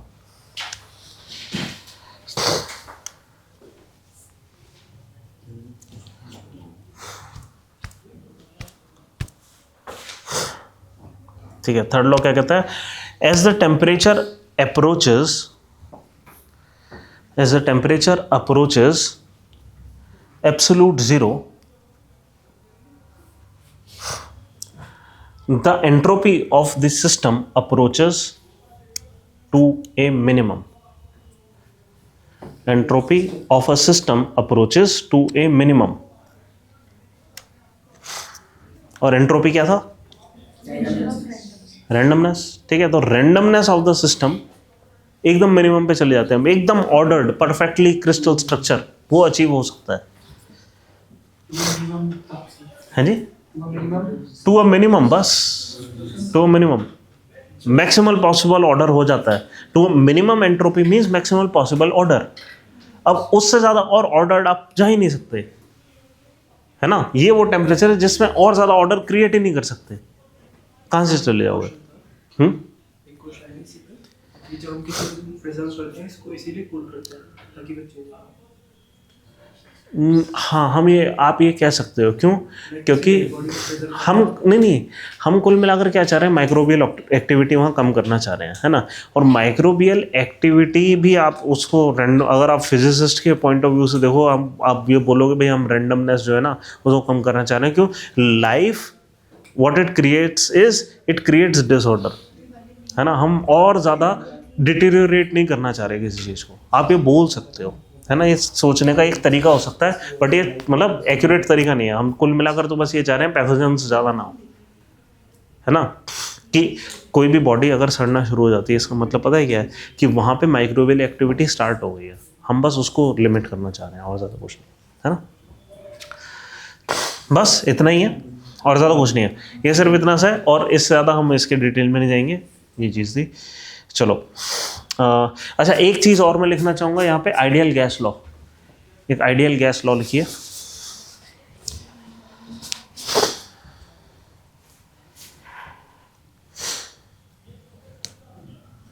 ठीक है, ये लॉ है, किसी भी चीज़ को का टेम्परेचर हम घटाएंगे बढ़ाएंगे, प्रेशर घटाएंगे बढ़ाएंगे, क्या होगा। ठीक है, आइडियल गैस लॉ में सिर्फ एक इक्वेशन लिखो, PV = nRT। PV is equal to nRT, where P is pressure, V is volume, N is नहीं number of molecules. अच्छा एक चीज और, ये जो आइडियल गैस लॉ है it applies only to gases, है नहीं, गैस लॉ है, आइडियल गैस लॉ है ये. R इज द कांस्टेंट, ठीक है, और NT इज टेम्परेचर. ठीक है, इसकी फीलिंग ले लो लॉ की, क्या कि भाई प्रेशर कांस्टेंट है एटमॉस्फेरिक प्रेशर में कोई भी चीज़. ठीक है, और जब भी हम इसको इमेजिन करना चाहेंगे हम हमेशा एक पिस्टन का एग्जांपल लेंगे. ठीक है, एटमॉस्फेरिक प्रेशर है. ठीक है, हमने ऊपर कोई वेट नहीं रखा, बस ऊपर किस चीज़ का वेट है, एटमॉस्फेयर का. ठीक है, अब अगर हमने टेम्परेचर दिया, ठीक है, नंबर ऑफ मॉलिक्यूल्स अंदर कांस्टेंट है, R एक कांस्टेंट मैंने पहले ही बताया. ठीक है, R कांस्टेंट हो गए, ये दोनों कांस्टेंट हो गए, टेम्परेचर मैंने बढ़ाया और प्रेशर कांस्टेंट है, तो क्या होगा, वॉल्यूम बढ़ेगा, है ना. क्यों, टेम्परेचर बढ़ा तो वॉल्यूम बढ़ेगा, इक्वलिटी की दूसरी साइड है ये, है ना. ये चीज़ बढ़ाई तो वो चीज़ बढ़ेगी, लेफ्ट हैंड साइड बढ़ा तो राइट हैंड साइड को बढ़ना है, राइट. तो टेम्परेचर बढ़ाया तो वॉल्यूम बढ़ेगा, हमने प्रेशर कांस्टेंट रखा हुआ है. इन केस हमने यहाँ पे ये थोड़ा सा स्क्रू कर दिए पेच कि भाई तुम पिस्टन ऊपर नहीं जाओगे, तो वॉल्यूम हमने कर दिया कांस्टेंट. ठीक है, अब अगर टेम्परेचर बढ़ाया क्या होगा, तो अंदर प्रेशर बढ़ जाएगा, है ना, क्योंकि लेफ्ट हैंड साइड वो राइट हैंड साइड बढ़ाया तो लेफ्ट हैंड साइड को बढ़ना है. ठीक है, अगर हमने कह दिया कि भाई टेम्परेचर नहीं बढ़ेगा, टेम्परेचर कैसे नहीं बढ़ेगा, हमने यहाँ पे एक बड़ा मटेरियल डाल दिया, हीट सिंक. ठीक है, जो कि मान लीजिए 35 डिग्री सेल्सियस पे है, 35 डिग्री सेल्सियस पर है ना. अगर ये गर्म भी हो गया तो हीट ले लेगा, अगर ये ठंडा भी हो गया तो हीट दे देगा, 35 पे रखेगा उसको. ठीक है, ऐसा कुछ कर दिया हमने, टेम्परेचर रख दिया कांस्टेंट, ये सब कुछ कांस्टेंट है. अगर प्रेशर बढ़ाएंगे और ऊपर से हमने कोई स्क्रू वगैरह नहीं लगाया, कुछ नहीं है, ऊपर नीचे पिस्टन जा सकती है, प्रेशर बढ़ाएंगे तो क्या होगा, वॉल्यूम कम हो जाएगा. ठीक है, मतलब अंदर, इसके अंदर का प्रेशर हमने बढ़ाया है ना, हम गैस के अंदर के प्रेशर की बात कर रहे हैं. मतलब इस तरह सोचो कि हमने वॉल्यूम कम करा तो अंदर प्रेशर बढ़ जाएगा, वॉल्यूम ज़्यादा करा तो प्रेशर कम हो जाएगा, है ना, सिंपल. तो ये जितने भी रिलेशनशिप्स हैं वो सारे इस लॉ से गवर्न हो जाते हैं. ये फेयरली एक्यूरेट लॉ है. ठीक है, बहुत ज़्यादा एक्सट्रीम सिचुएशन में थोड़ा सा फेल होना शुरू हो जाता है, वो बात अलग है. ठीक है, चलो ये चीज़ हो गई. अब हम आते हैं हीट कैपेसिटी पे. हम कह रहे हैं how to change state of matter. ठीक है, या कितनी हीट कोई स्टोर करता है, कोई भी मटेरियल है ना. हम हीट कैपेसिटी अभी बात करने वाले हैं. अब हीट कैपेसिटी क्या हो गया कि हमने ये बताया कि अगर हमने हीट देना शुरू करा किसी चीज़ को, उसका टेम्परेचर बढ़ना शुरू हो जाएगा, इंटरनल एनर्जी उसकी बढ़ेगी. ठीक है, और क्या कहते हैं, कितनी एनर्जी बढ़ सकती है ना, ये है उसकी हीट कैपेसिटी. ठीक है, और जैसे फॉर एग्जांपल वाटर वेपर ले लेते हैं. ठीक है, वाटर वेपर को हमने और हीट करा तो उसका और टेम्परेचर बढ़ जाएगा. ये हीट कहाँ गई, उसने एज टेम्परेचर जो भी है स्टोर कर ली, इंटरनल एनर्जी की तरह स्टोर कर ली, है ना. आप कितना हीट दो 1 किलो ऑफ वाटर वेपर को और उससे कितना टेम्परेचर चेंज हो रहा है, ये क्या है, उसकी स्पेसिफिक हीट कैपेसिटी है ना. मान लो 1 डिग्री सेल्सियस टेम्परेचर चेंज होने पे 1 किलो पानी के, 1 किलो वाटर वेपर के 1 डिग्री सेल्सियस टेम्परेचर चेंज होने पे हमें कितनी हीट सप्लाई करनी हुई, है ना. इसको हम क्या बोलेंगे, स्पेसिफिक हीट ऑफ जो भी है वेपराइजेशन, ये स्पेसिफिक हीट ऑफ गैस. ठीक है, अब एक सवाल, क्या ऐसा होगा कि 1 डिग्री सेल्सियस अगर उसकी टेम्परेचर कम हो जाता है ना. हमने अभी क्या करा, अभी तक जो हमने डिस्कशन करा कि हमने अंदर जो मॉलिक्यूल्स थे, ठीक है, और वाइब्रेट कर रहे होंगे. ठीक है, और हमने करा क्या, इसका 1 डिग्री सेल्सियस टेम्परेचर बढ़ा दिया. ठीक है, और ऐसा करने के लिए हमें इसको हीट देनी पड़ी. अब अगर इसका 1 डिग्री सेल्सियस हीट कम हो गई, टेम्परेचर कम हो गया, तो क्या उतनी ही हीट इसने बाहर फेंकी होगी,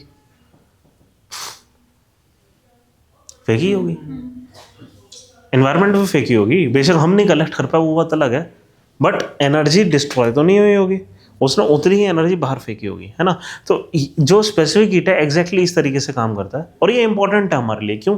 क्योंकि एटमॉस्फेयर में फॉर एग्जांपल हम जब बात करते हैं ना कि इस समय कितनी एनर्जी स्टोर्ड है, ठीक है, जैसे ओशन का टेम्परेचर बढ़ रहा है, हमें पता है कि इससे क्या होगा कि ज़्यादा क्लाउड फॉर्मेशन होगा, हमें इससे ये पता है कि वेपराइजेशन तेज़ हो जाएगी, हमें पता है कि एयर का टेम्परेचर ज़्यादा रहेगा, है ना। और ये जो जितने भी सिस्टम है, ये एक बढ़िया सिस्टम, मतलब ये बढ़िया सिस्टम है जहाँ पे हम एक्चुअली थर्मोडायनेमिक्स एक्चुअली अप्लाई करते हैं आज भी, है ना। कि अगर उस एयर पार्सल का जो कि नीचे से ले उठकर ऊपर गया है, उसका 1 डिग्री सेल्सियस टेम्परेचर कम हुआ है, तो उसने क्या करा होगा, इस हीट को कहीं दिया होगा, है ना, ठीक है।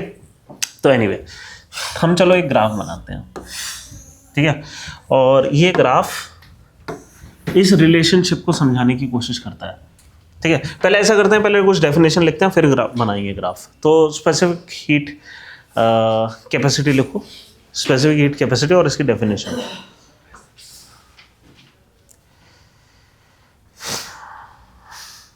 Specific heat capacity, it is the amount of heat required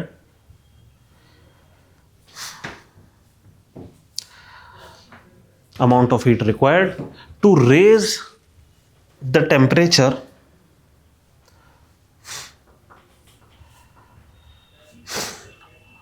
of 1 kg of a substance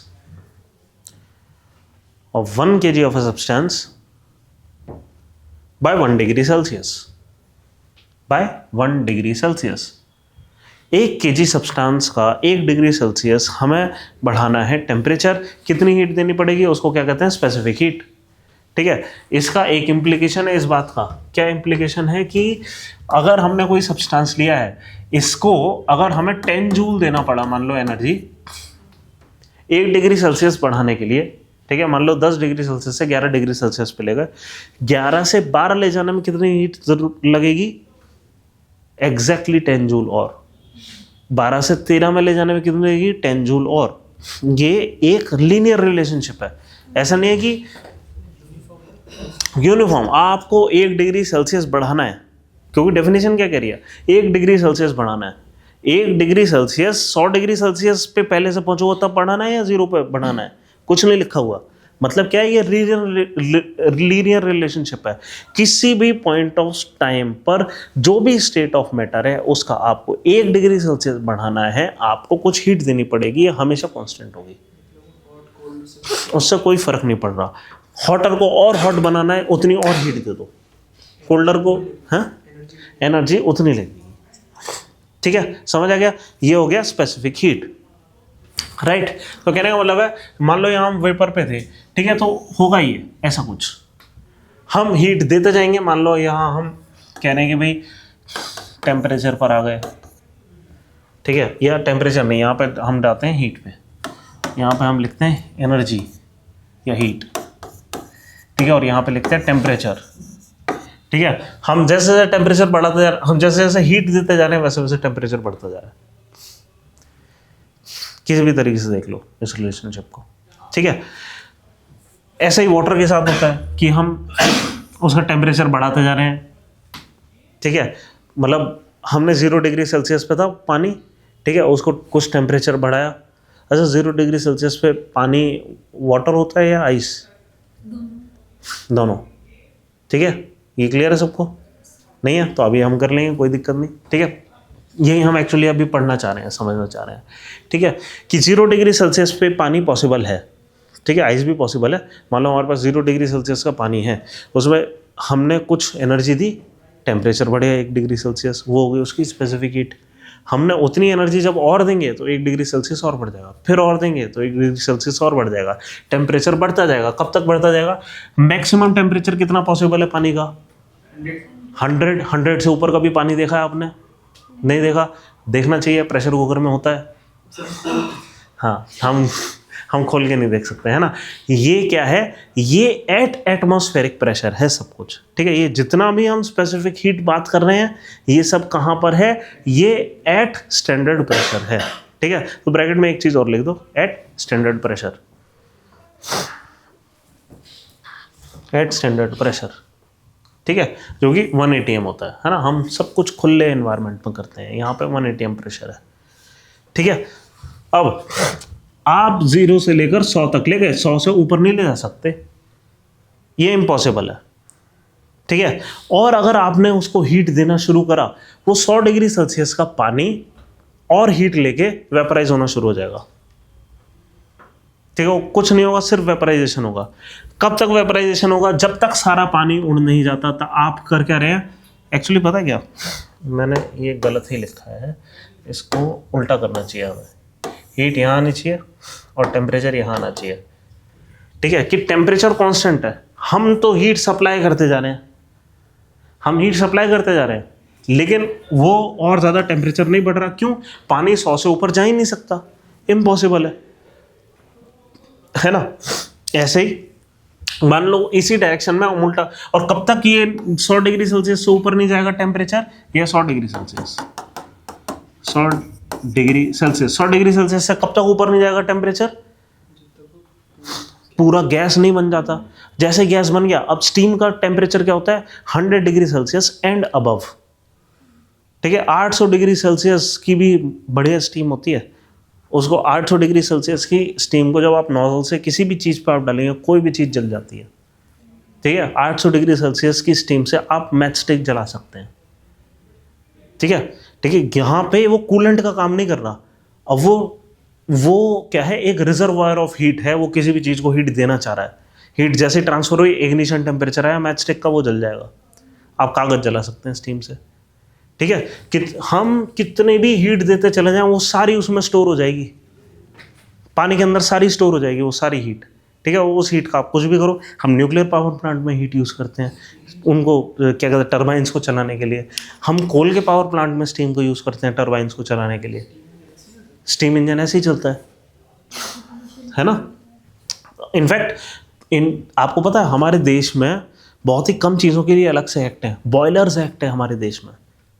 क्यों? बॉयलर सबसे खतरनाक चीज़ें होती हैं अगर वो फट जाते हैं तो।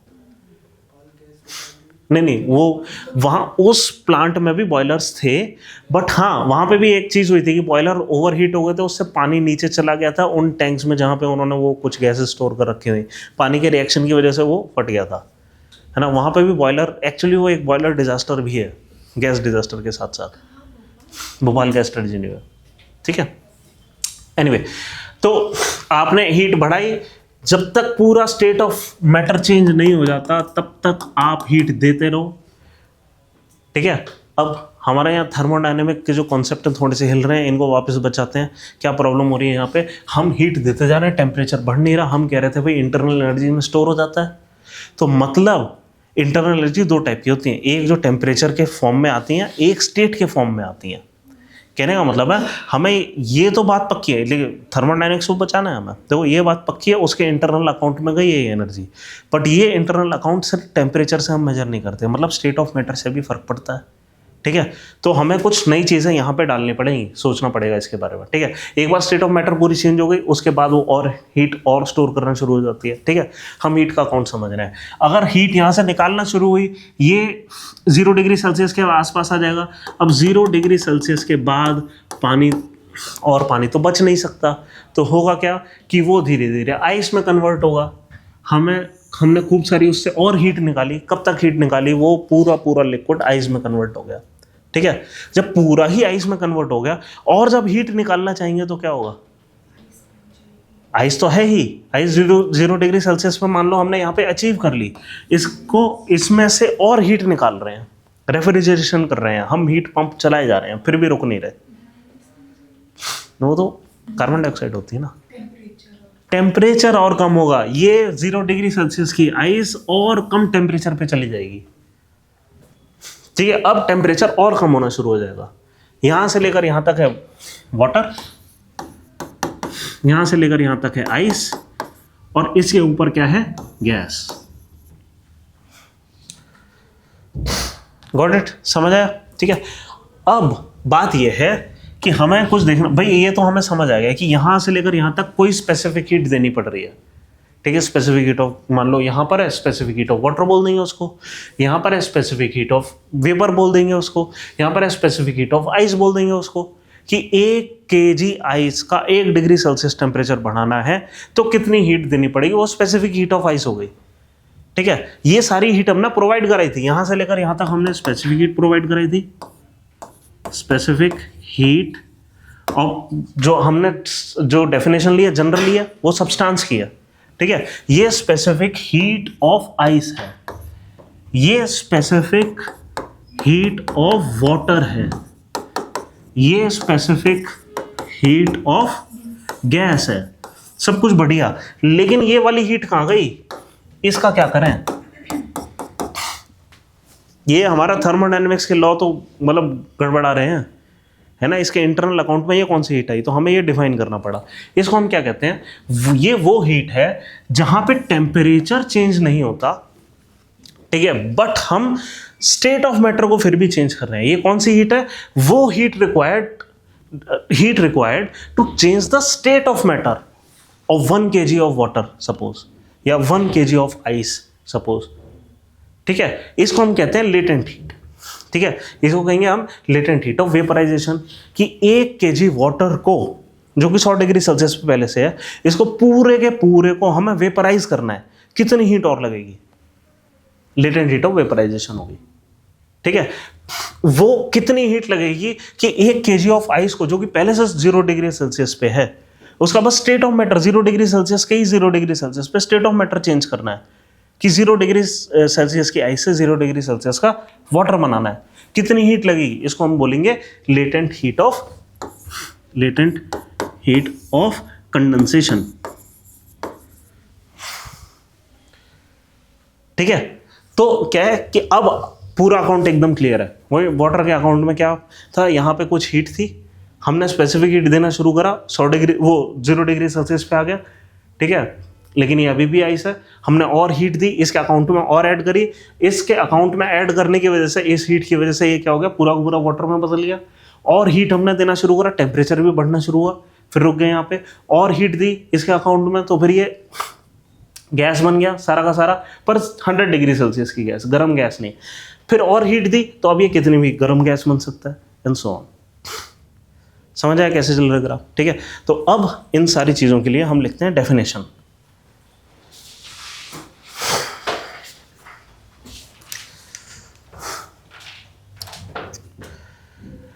अच्छा, यहाँ पे हम क्या कि हर चीज़ की डेफिनेशन लिखने चलेंगे, बहुत सारी डेफिनेशंस हो जाएंगी।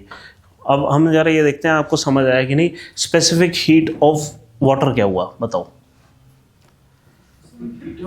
वाटर, 1 kg वाटर, हाँ 1 kg वाटर को डिग्री सेल्सियस, अगर टेम्परेचर बढ़ाना है तो कितनी हीट चाहिए। और स्पेसिफिक हीट ऑफ आइस क्या हुआ, बस वाटर की जगह आइस लिख देंगे हम। ठीक है, a specific heat of vapour क्या हुआ, उसी जगह वेपर लिख देंगे, है ना। स्पेसिफिक हीट का कॉन्सेप्ट पता है हमें कि 1 डिग्री सेल्सियस टेम्परेचर बढ़ाना है कोई भी सब्सटेंस का, liquid, solid, gas, what ever it is. ठीक है, ठीक है, नेक्स्ट लिखो लेटेंट हीट। लेटेंट हीट, और लेटेंट हीट में सबसे पहले लेटेंट हीट ऑफ वेपराइजेशन। और सबसे पहले तो ये डायग्राम बना लो। क्या ये बना लिया? बनाओ, सबसे पहले तो ये डायग्राम बनाओ, फिर डेफिनेशन लिखते हैं, क्योंकि इसको विजुअलाइज करना ज़्यादा इंपॉर्टेंट है।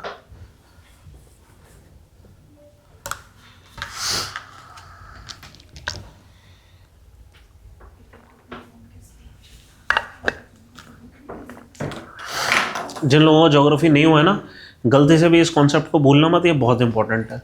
पूरी ज्योग्राफी कम से कम 2 क्लास तक हम इसी चार्ट को बार बार बनाते रहेंगे, ये समझने के लिए कि क्या चल रहा है।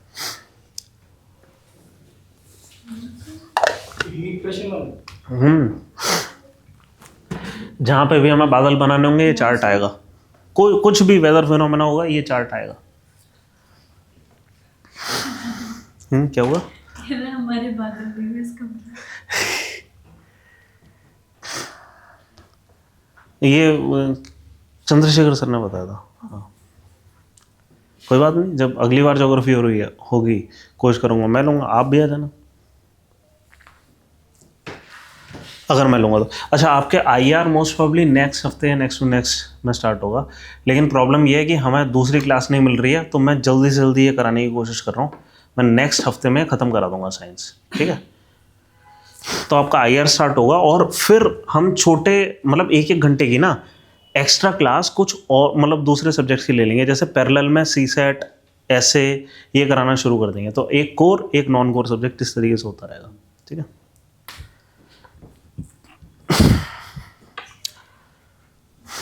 सीसेट करवा लो ठीक है, क्योंकि मेरी मैथ इतनी अच्छी है ना, बस समझ सकती हूँ। ठीक है। साइंस और मैथ में तो मेरी PhD है। इतनी कोशिश कर लो टॉप, हमेशा टॉप रहती हूँ, नीचे आई नहीं पाती सेकंड नंबर पे। आपने आज तक साइंस पढ़ी कैसे है? बड़ी नहीं है। नहीं, फिर भी मैं जैसे स्कूल में भी जब आप साइंस पढ़ते थे तो कैसे पढ़ते थे? 10th क्लास में सर ने मेन क्वेश्चन बता दिए थे, बेटा ये रट के चलेगा, तो लेकिन वही क्वेश्चन आ गया, किस्मत थी हो गई पास। पता है मेरी किस्मत बहुत अच्छी थी, मेरे को क्लास में कुछ नहीं समझ आता था। तो इससे फ़ायदा ये हुआ कि मैंने NCERT की किताबें पढ़नी शुरू करी, क्योंकि क्लास में कुछ नहीं समझ आता था, और फिर मज़ा आ गया और सब समझ आ गया। बस टीचर जगह को बढ़ने वाली पढ़ के आना, कौन सी क्लास में? हैं? कौन सी क्लास में? 7th में। अब वो पता है, मैं 7th में मैथ और साइंस दोनों में फेल होने वाला था। मैं बस एक छोटी सी थ्रेड से बचा हूँ। मैं हर साल फेल होते होते बस बच जाता था किसी तरीके से। और सबने बचा लिया बस। मेरे को बहुत वार्निंग मिली है। एक बार तो 7th में ये वार्निंग मिल गई थी मेरे पिताजी को कि भाई इसको ऐसा है, आप ले जाओ और इसके ट्रांसफ़र सर्टिफिकेट पे हम पास लिख देंगे, ये इस क्लास में रहा तो पास नहीं हो पाएगा। तो 11th की फिजिक्स जैसा लगा। नहीं, ये मेरे को 7th में मिला था। ये बात बच्चों का affect करता है। हाँ, फिर मैंने पढ़ना स्टार्ट करा किताबें। मैंने मार्क्स छोड़ ही दिए, छोड़ो क्या करने मार्क्स का, फिर मार्क्स अपने आप आते रहे, वो बाय प्रोडक्ट हो गया। चलो खैर, तो अब हम लेटेंट हीट ऑफ वेपराइजेशन की डेफिनेशन लिखते हैं। ये बन गया ना ग्राफ? ठीक है। Latent heat of vaporisation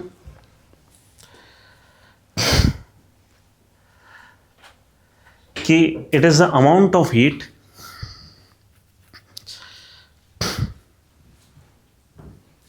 required to convert या required to change 1 kg of a liquid, required to change 1 kg of a liquid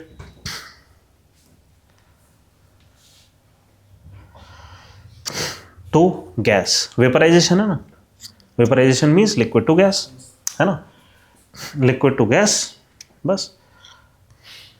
हाँ, एट इट्स मतलब अब क्या कि वेपराइजेशन का इस टेम्परेचर को हम क्या बोलेंगे?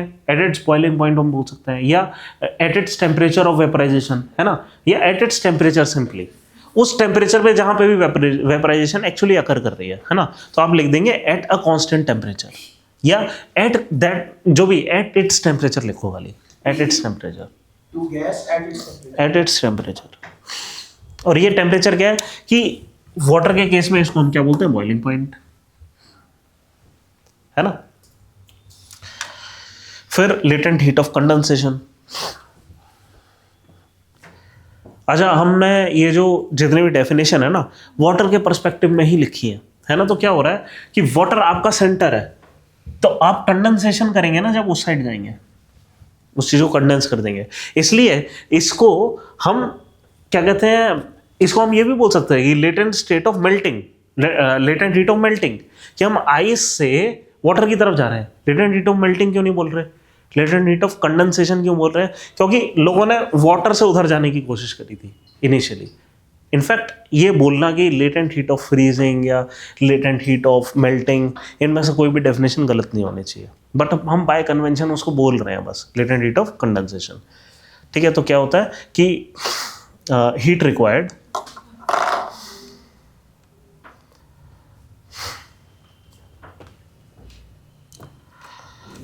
क्या required, sir? it is the heat required to change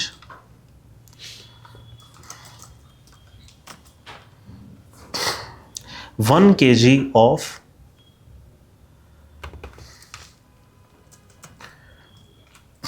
ice into liquid, या 1 kg of solid into liquid, of a 1 kg of a solid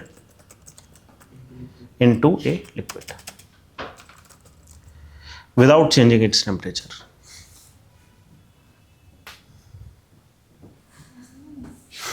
है ना? और क्या, बहुत आसान।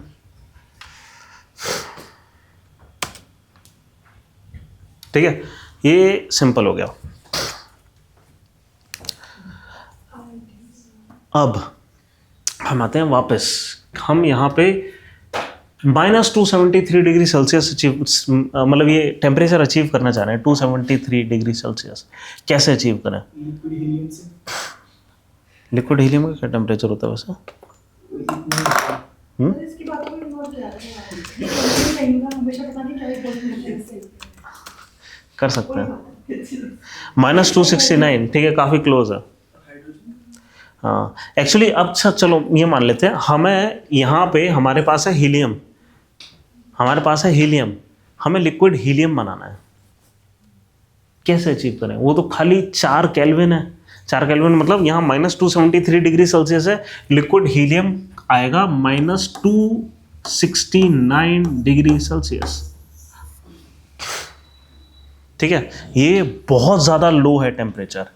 ये सुपर लो टेम्परेचर हम कैसे, वैसे सुपर लो टेम्परेचर वो होता है जो चंद फ्रैक्शन ऑफ केल्विन्स में आ जाता है, ठीक है, उसको हम सुपर लो टेम्परेचर बोलते हैं। एनीवे, हम ये टेम्परेचर अचीव कैसे करें?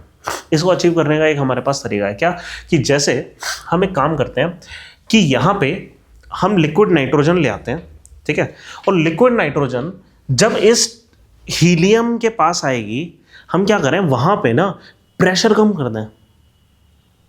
ठीक है, जब भी हम प्रेशर कम करते हैं तो किसी भी चीज़ की बॉइलिंग स्टार्ट हो जाती है।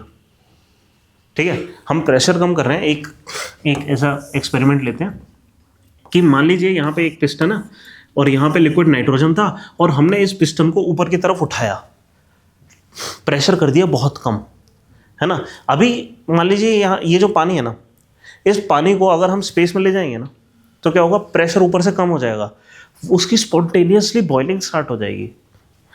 ठीक है, या पानी को आपने वैक्यूम चेम्बर में डाला, है ना, अभी इस टेम्परेचर के ऊपर ये पानी है, ठीक है, लेकिन जब वैक्यूम चेम्बर में डालेंगे इसकी बॉइलिंग स्टार्ट हो जाएगी। क्यों स्टार्ट हो जाएगी? अभी क्या है कि यहाँ प्रेशर है एटमॉस्फेयर का प्रेशर है जो कि इस लेवल को मेंटेन रख रहा है, इन एटम्स को निकल कर भागने नहीं दे रहा। ऊपर से आपने जैसे ही एटमॉस्फेयर हटाया तो क्या होगा कि ये जो पानी के मॉलिक्यूल्स हैं ये उठकर भागना शुरू कर देंगे, बॉयल होना शुरू हो जाएंगे। आप समझ रहे हैं? अभी क्या हो रहा है, अभी तो पूरा वेट ऑफ एटमॉस्फेयर ऊपर से लेकर यहाँ तक, इस पूरे एटमॉस्फेयर का वेट हमारे ऊपर लग रहा है और वही पानी के ऊपर लग रहा है। वो इसको यहाँ पे रखा हुआ है, उसने प्रेशर लगाया हुआ है, ठीक है, उसको दबा कर रखा हुआ है। जैसे ये वेट हट गया ये उबल सकता है। ठीक है, एक चीज़ बस ध्यान रखनी है, मैं क्यों बता रहा हूँ ये, कि जब हम प्रेशर डिक्रीज करते हैं, जब भी हम प्रेशर डिक्रीज करते हैं बॉइलिंग स्टार्ट हो जाती है। ठीक है, कहने का मतलब है 35 डिग्री सेल्सियस पे क्या बॉइलिंग हो सकती है? हमने देखा कि हम याद है हमने क्या बोला था, ये स्टैंडर्ड टेम्परेचर स्टैंडर्ड प्रेशर पे काम चल रहा है। हमने जो स्पेसिफिक हीट बोली, मैंने बोला कि भाई प्रेशर पे 1 atm पे होना चाहिए ये काम। ये स्पेसिफिकली मैंने 1 atm बोला ही क्यों? क्योंकि 35 डिग्री सेल्सियस पे मैं बॉइलिंग करा सकता हूँ। कैसे कराऊंगा कि हाँ, उसको उठाकर मतलब एक पिस्टन में डाला और बहुत लो प्रेशर कर दिया, पिस्टन को खींच लिया, अंदर बॉइलिंग स्टार्ट हो जाएगी। है जी, लो करना है हमें प्रेशर। हाई में तो और ज़्यादा हम पुश कर रहे हैं, बी इन दैट स्टेट। बहुत ज़्यादा पुश कर दिया, हम उसको सॉलिड तक बना सकते हैं। We are forcing atoms to squeeze into symmetrical state, है ना। तो बहुत ज़्यादा प्रेशर कर दिया तो हम उसको और ज़्यादा ऑर्डर्ड बना सकते हैं। ऑर्डर्ड बनाने का मतलब आइस, डिसऑर्डर्ड बनाने का मतलब गैस।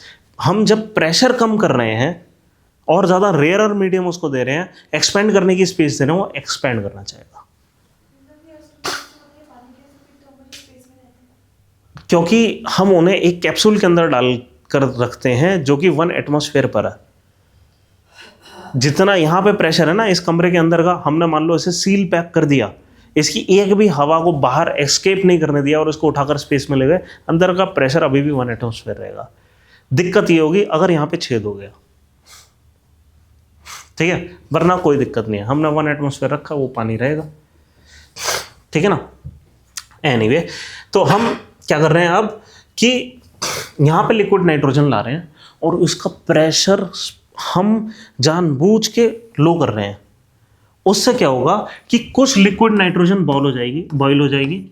और ये बॉयल कैसे होगी, ये एनर्जी कहाँ से आई बॉयल होने की, उसने आसपास के लिक्विड नाइट्रोजन के एटम से उठाकर एनर्जी ले ली।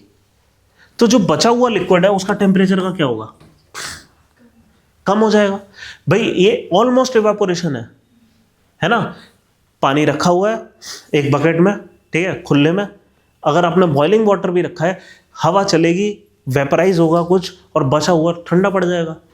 हम कपड़े इसलिए तो टांगते हैं सूखने के लिए, ठंडे पड़ जाते हैं वो, है ना। मतलब हम टांगते हैं तो सूखने के लिए, बट उसका एक रिजल्ट होता है ना कि गीले कपड़े ठंडे होते हैं। क्यों होते हैं, क्योंकि वेपराइजेशन चल रही है। जो बचा हुआ है उसमें से हीट लेकर चुरा कर भाग गए कुछ एटम, है ना। हमने उस प्रोसेस को बस तेज कर दिया कि भाई हीट चुराओ, यहाँ से हीट चुरा ली, लिक्विड नाइट्रोजन और ठंडा हो गया। लिक्विड नाइट्रोजन कितना ठंडा हो सकता है, कितना भी ठंडा हो सकता है। इस वाले चार्ट की कोई लिमिट तो है नहीं, ना ऊपर की लिमिट है नीचे की लिमिट है। और नीचे की लिमिट है -273 डिग्री सेल्सियस से नीचे नहीं जा सकता। हम क्या कर रहे हैं, उसको फोर्स कर रहे हैं और ठंडा हो जा। लिक्विड नाइट्रोजन हो गया ठंडा खूब, ठीक है। उस लिक्विड नाइट्रोजन को हम उठाकर इससे पास कराते हैं, ठीक है। जब इससे पास कराते हैं, ये अपनी जो हीट है उस लिक्विड नाइट्रोजन को दे देता है। क्यों, मान लो ये अभी -269 डिग्री सेल्सियस पे नहीं था, -200 पे था, हमने लिक्विड नाइट्रोजन को -220 का कर दिया। -200 वाली चीज़ -220 वाली चीज़ को हीट देगी जब तक थर्मल इक्विलिब्रियम नहीं आ जाता, ठंडा हो जाएगा। हम और हीट पंप कराते जाएंगे, रेडिएटर से वो निकालते जाएंगे। हम लिक्विड नाइट्रोजन को एज कूलेंट यूज़ कर सकते हैं लिक्विड हीलियम बनाने के लिए। एक बार लिक्विड हीलियम बन गया, उसको भी एज अ कूलेंट यूज़ कर सकते हैं और super critically low temperature achieve करने के लिए, ठीक है। तो ये चीज़ पॉसिबल है। मतलब सुपर लो टेम्परेचर हम कैसे अचीव करते हैं, लिक्विड नाइट्रोजन वगैरह की मदद से। उसके लिए कूलेंट ही हो जाते हैं, है ना, जो आप बता रहे थे, ठीक है। कैसे बनाते हैं, हाँ जी, कंडेंसेट होते हैं वो साइड। हाँ, जब हम उस टेम्परेचर पे पहुंच जाते हैं, अब वो ऑटोमेटिकली एक बोस-आइंस्टाइन कंडेंसेट है, ठीक है। हाँ, अब सवाल आता है स्टेट ऑफ मैटर पे, ठीक है। ये अच्छी बात है कि हम क्योंकि स्टेट ऑफ मैटर कर रहे हैं, और ये सबसे बेहतर जगह होगी जहाँ पे हम इन स्टेट ऑफ मैटर को डिस्कस करें। कितनी स्टेट ऑफ मैटर होती हैं, वैसे तो 3 ही होती हैं, है ना। जो भी है 3 ही स्टेट ऑफ मैटर वैसे हमने देखी ना, क्या क्या, सॉलिड, लिक्विड, गैस। 3 में अंतर क्या है, डिफरेंस, इंटरमॉलिक्यूलर टेम्परेचर का नहीं। क्योंकि हम ये कर सकते हैं कि 100 डिग्री, मतलब आयरन है 1000 डिग्री सेल्सियस पे सॉलिड है, पानी नहीं है ना। तो टेम्परेचर की वजह से नहीं होता। क्या है मेन डिफरेंस, एटम्स का अरेंजमेंट, है ना। अगर वो ऑर्डर्ड है, हाँ वही रैंडमनेस, अगर वो ऑर्डर्ड है सॉलिड है, लेस ऑर्डर्ड है लिक्विड है, बहुत कम ऑर्डर्ड है गैस है, ठीक है। लिक्विड और गैस दोनों फ्लूइड ही मानी जाती हैं, बस दोनों फ्लूइड में अंतर ये है। यहाँ पे एक और कॉन्सेप्ट आता है, हम फ्लूइड मैकेनिक्स में ये कॉन्सेप्ट देखेंगे, क्या, concept of surface tension. Surface tension क्या होता है कि एक गिरती हुई ड्रॉपलेट अपने आप को स्फेरिकल रखना चाह रही है ना, मतलब क्या, वो सरफेस मेंटेन रखना चाह रही है ना। ये जो सरफेस मेंटेन रखने की उसकी टेंडेंसी है, इसको कहते हैं सरफेस टेंशन, ठीक है। कि अगर हमने एक ड्रॉप को डाल दिया कहीं पर, तो वो स्फेरिकल रहना चाह रही है। होना तो ये चाहिए ना कि भाई ग्रेविटी तुम्हें कह रही है बह जाओ, नहीं बहते तुम। ऐसा क्यों होता है कि एक डस्टी कारपेट के ऊपर ये हमें ड्रॉप कभी कभी दिख जाती है, उसे एब्जॉर्ब हो जाना चाहिए, ये नहीं हो पा रहा। क्यों नहीं हो पा रहा, क्योंकि कोई प्रॉपर्टी है पानी की कि वो कह रही है कि भाई तुम अपनी सरफेस बना कर रखो। आप समझ रहे हैं, है ना। या मर्क्यूरी है, मर्क्यूरी तो और तगड़ा होता है। हो तो ये मर्क्यूरी, कभी थर्मोमीटर टूटा है, नहीं, तोड़ना मत, बट इसकी वीडियो यूट्यूब पे होंगी, वैसे देख लेना सेफली, ठीक है। अगर कभी टूटे थर्मोमीटर होगा क्या, इस तरीके से ना ये बॉल्स थर्मोमीटर में के अंदर मर्क्यूरी होता है ना, वो और ज़्यादा सरफेस टेंशन बनाकर रखना चाहता है, ठीक है। उसकी बॉल्स यूँ रोल करेंगे, अगर यहाँ पे टूटा नहीं, वो बॉल्स उसकी रोल कर रही होंगी। लिक्विड है वो, अपनी बॉल्स बना रहा है, वो सॉलिड नहीं है। हाँ, उन दोनों को यूँ अगर ऐसे दो बॉल होंगे ना, आप यूँ मिलाओगे और एकदम से यूँ फ्रैक्शन ऑफ सेकंड के अंदर बड़ी बॉल बन जाएगी। अब उसको रोल करो। हाँ, बना सकते हैं। इनफैक्ट आप उस पर यूँ ऊपर से प्रेस करोगे, 4-5 बॉल में टूट जाएगी। नहीं, आपको क्यों कहेगा वो तब होगा जब आप इंजेस्ट कंज्यूम करेंगे, प्रॉब्लम होगा। हाँ, खुद पॉइजनस नहीं है एक्चुअली, वो क्या है कि मेटल्स को अपने अंदर मिला लेता है, लेड वगैरह किसी भी चीज़ को इतना आसानी से किसी भी चीज़ का एमलगमेशन कर देता है, अब हमें पता नहीं कि उसके अंदर क्या मिला हुआ है, वो ज़्यादा पॉइजनस है। नहीं, वो फैट के अंदर स्टोर होता है, आपको 15 दिन के अंदर मार देगा वो, है ना, अगर ऑर्गेनिक मॉलिक्यूल बन गए हैं उसके। तो मैं एक इस पे वीडियो भेजूंगा, एक साइंटिस्ट थे जो ऑर्गेनिक मर्क्यूरी के साथ एक्सपेरिमेंट कर रहे थे। गलती से उनसे एक वाइल टूट गई, उन्होंने अच्छे खासा ग्लव्स पहन रखे थे और वो ग्लव्स के ऊपर लिक्विड मर्क्यूरी का ऑर्गेनिक कोई कंपाउंड था, वो गिर गया। ऑर्गेनिक कंपाउंड होने की वजह से एक प्रॉब्लम क्या होती है, ऑर्गेनिक कंपाउंड आपके बॉडी के अंदर बॉडी की केमिस्ट्री के साथ इंटरेक्ट कर सकते हैं, मेटेलिक कंपाउंड नहीं कर सकते। प्योरली अगर मर्क्यूरी मुंह के अंदर गया होता वो आपको नहीं मारेगा, बट अगर वो ऑर्गेनिक कंपाउंड है तो क्या होगा, वो एब्जॉर्ब हो जाएगा बॉडी में, है ना, वो आपकी ब्लड फ्लो में जा सकता है। अब हुआ क्या, उस समय तो उन्होंने उसको इग्नोर करा, पर धीरे धीरे वो ब्लड फ्लो के अंदर जो गया होगा वो फैटी टिश्यूज में स्टोर होना शुरू हो गया और हफ्ते भर में वो ब्रेन में आना शुरू हो गया और सीवियर सिम्टम्स दिखाने शुरू हुए। और इस बात का आइडिया उनको खुद को लग गया था, उन्होंने पूरी एक डायरी लिखी थी उन 15 दिन में कि क्या क्या हुआ। उन्होंने सारी ऑब्जर्वेशन लिखी कि आगे कभी किसी को कुछ हो ऐसा तो ये ऑब्जर्वेशन आपको देखने को मिलेंगी। तो पूरा एक थीसिस बना कर गई थी 15 दिन में, खुद के ऊपर एक्सपेरिमेंट। उन्होंने कहा जब हो ही गया है तो बढ़िया एक्सपेरिमेंट कर लेते हैं, मरना तो है ही, ठीक है।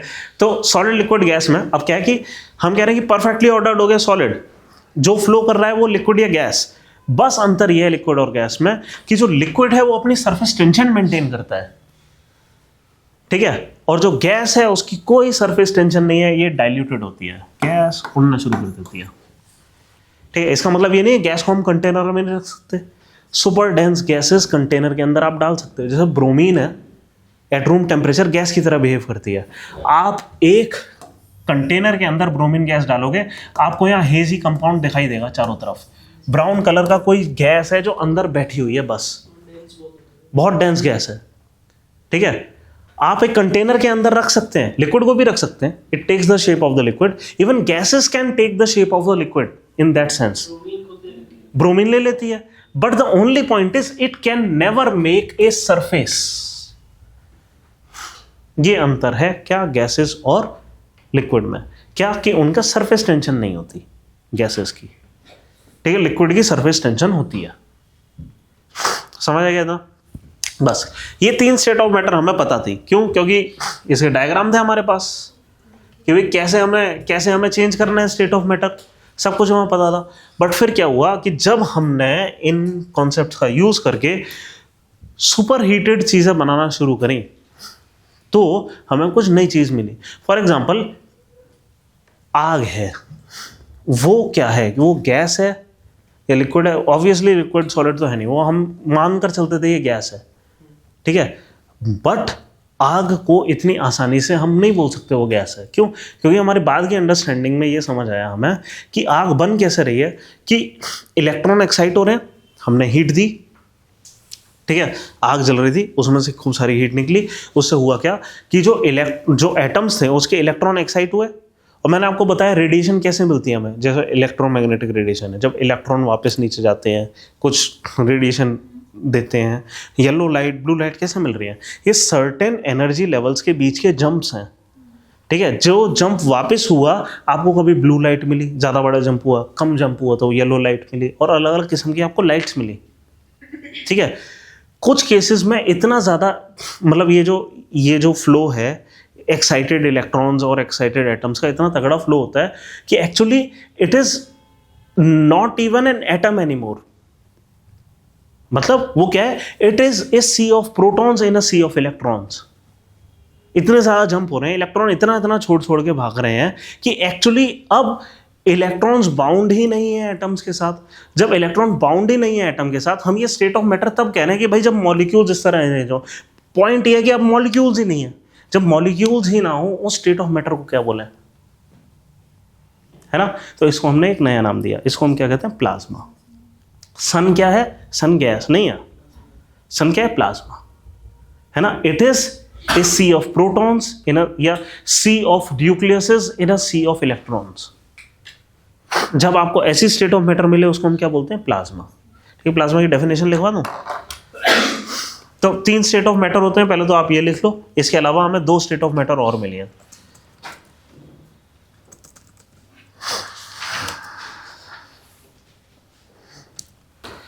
ठीक है, लिखो plasma, 4th state of matter, bracket में 4th स्टेट ऑफ मैटर लिख लेना।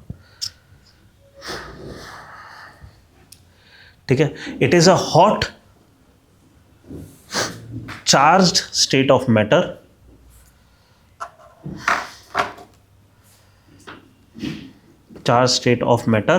made up of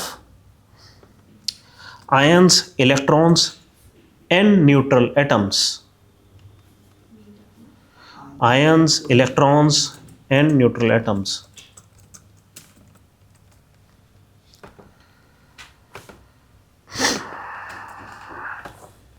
तो ये स्टेट ऑफ मैटर का भाई, जब हमने इस लिमिट को टेस्ट करना शुरू करा, हमने इतना हीट कर दिया कि किसी पॉइंट ऑफ टाइम पे इलेक्ट्रॉन ही छोड़ के भागना शुरू कर दिया। इतनी ज़्यादा हीट कर दिया। जब इतनी ज़्यादा हीट मिल जाएगी तो किसी एक पॉइंट ऑफ टाइम के पास जाकर आपको क्या मिलेगा, प्लाज्मा। बहुत ज़्यादा हीट मिल गई। ठीक है, अब एक और स्टेट ऑफ मैटर पॉसिबल है। क्या पॉसिबल है कि हम जो आइस है ना, आइस को बहुत ज़्यादा वो करना शुरू करते हैं, कोल्ड। ठीक है, उस पॉइंट ऑफ टाइम पे एक और इस पे ना यूपीएससी में एक मेंस में क्वेश्चन आया है इनफैक्ट, इसको कहते हैं बोस आइंस्टाइन कंडेंसेट। ठीक है, सवाल ये था कि how Bose Einstein statistics has influence science, ऐसा करके कोई क्वेश्चन था, इस सेंस में आया था। ठीक है, अब क्या है कि यहाँ पे एक थे, शायद इनका नाम सत्येंद्र नाथ बोस था।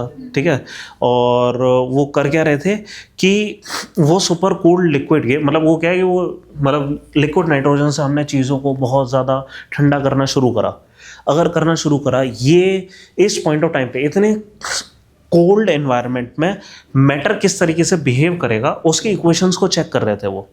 और इक्वेशंस को चेक करते करते उन्होंने कुछ स्टैटिस्टिक्स बनाए कि इस टेम्परेचर पे ये प्रॉपर्टी होनी चाहिए, इस टेम्परेचर पे ये प्रॉपर्टी होनी चाहिए। उन्होंने ये जो क्लासिकल फिजिक्स है ना, थर्मोडायनेमिक्स, इसका पार्ट है, हमने देखा था पहले क्लास में, है ना। हमने क्लासिकल फिजिक्स का पार्ट बनाया ना, thermodynamics, fluid dynamics, mechanics, light, ये वो। ठीक है, तो वेव्स वगैरह।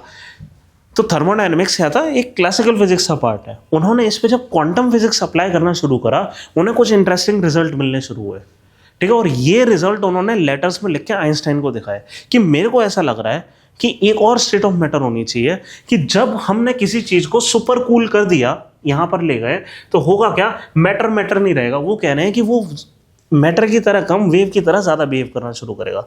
वेव को मैंने क्या बताया था, कैरेक्टरिस्टिक क्या होता है, बताओ। किसी भी चीज़ को हमें डिस्टिंग्विश करना है कि ये मैटर है, ये वेव है, क्या करेंगे, वेव की कुछ प्रॉपर्टीज होती हैं, याद करो। हाँ, वो चलो ठीक है।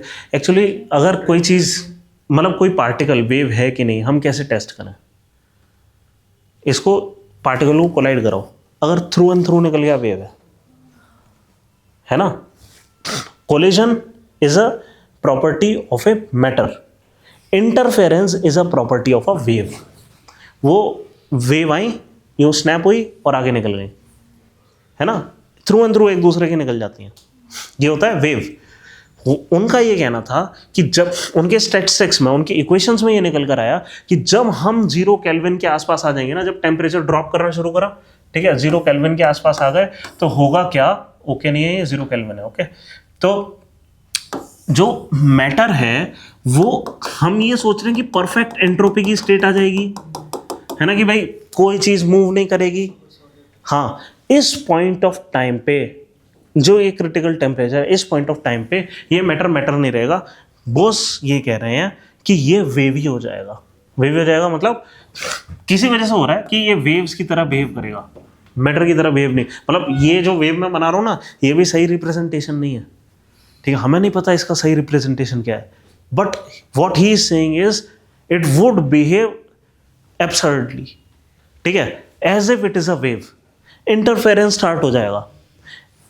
तो मतलब इसका मतलब क्या है, ये जितने भी एटम्स हैं इस लैटिस के अंदर वो सब वेव की तरह वेव करेंगे, मतलब सब एक दूसरे के साथ इंटरफेयर करेंगे। मतलब ये एक्चुअली अब सॉलिड नहीं है, क्यों, अब ये वन बिग वेव है।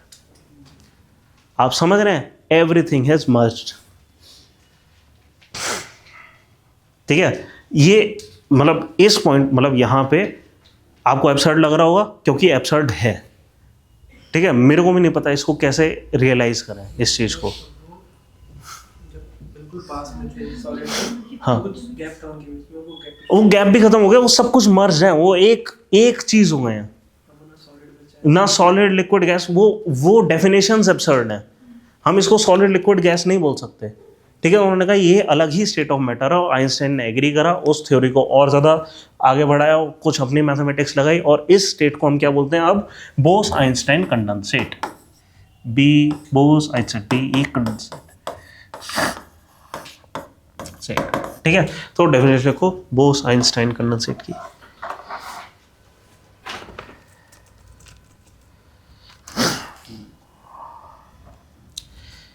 क्या it is a state of matter where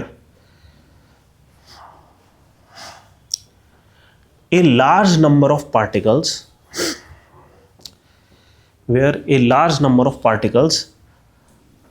are cooled to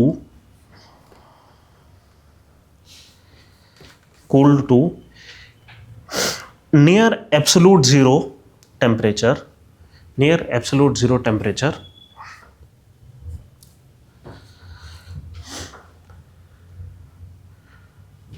and they tend to merge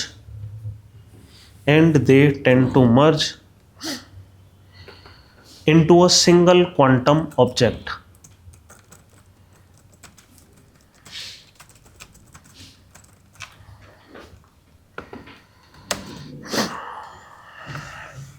ठीक है।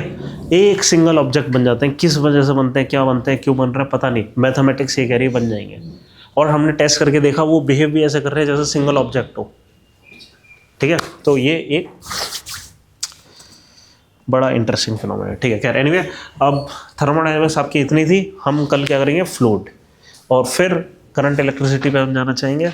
आज क्या तारीख हो गई, 17, और डेट क्या है, वो डे क्या है आज, Wednesday, Tuesday, good, Wednesday, Thursday, फिर उसके बाद हमारे पास मच नो है। चलो ठीक है, आज की क्लास फिर इतनी।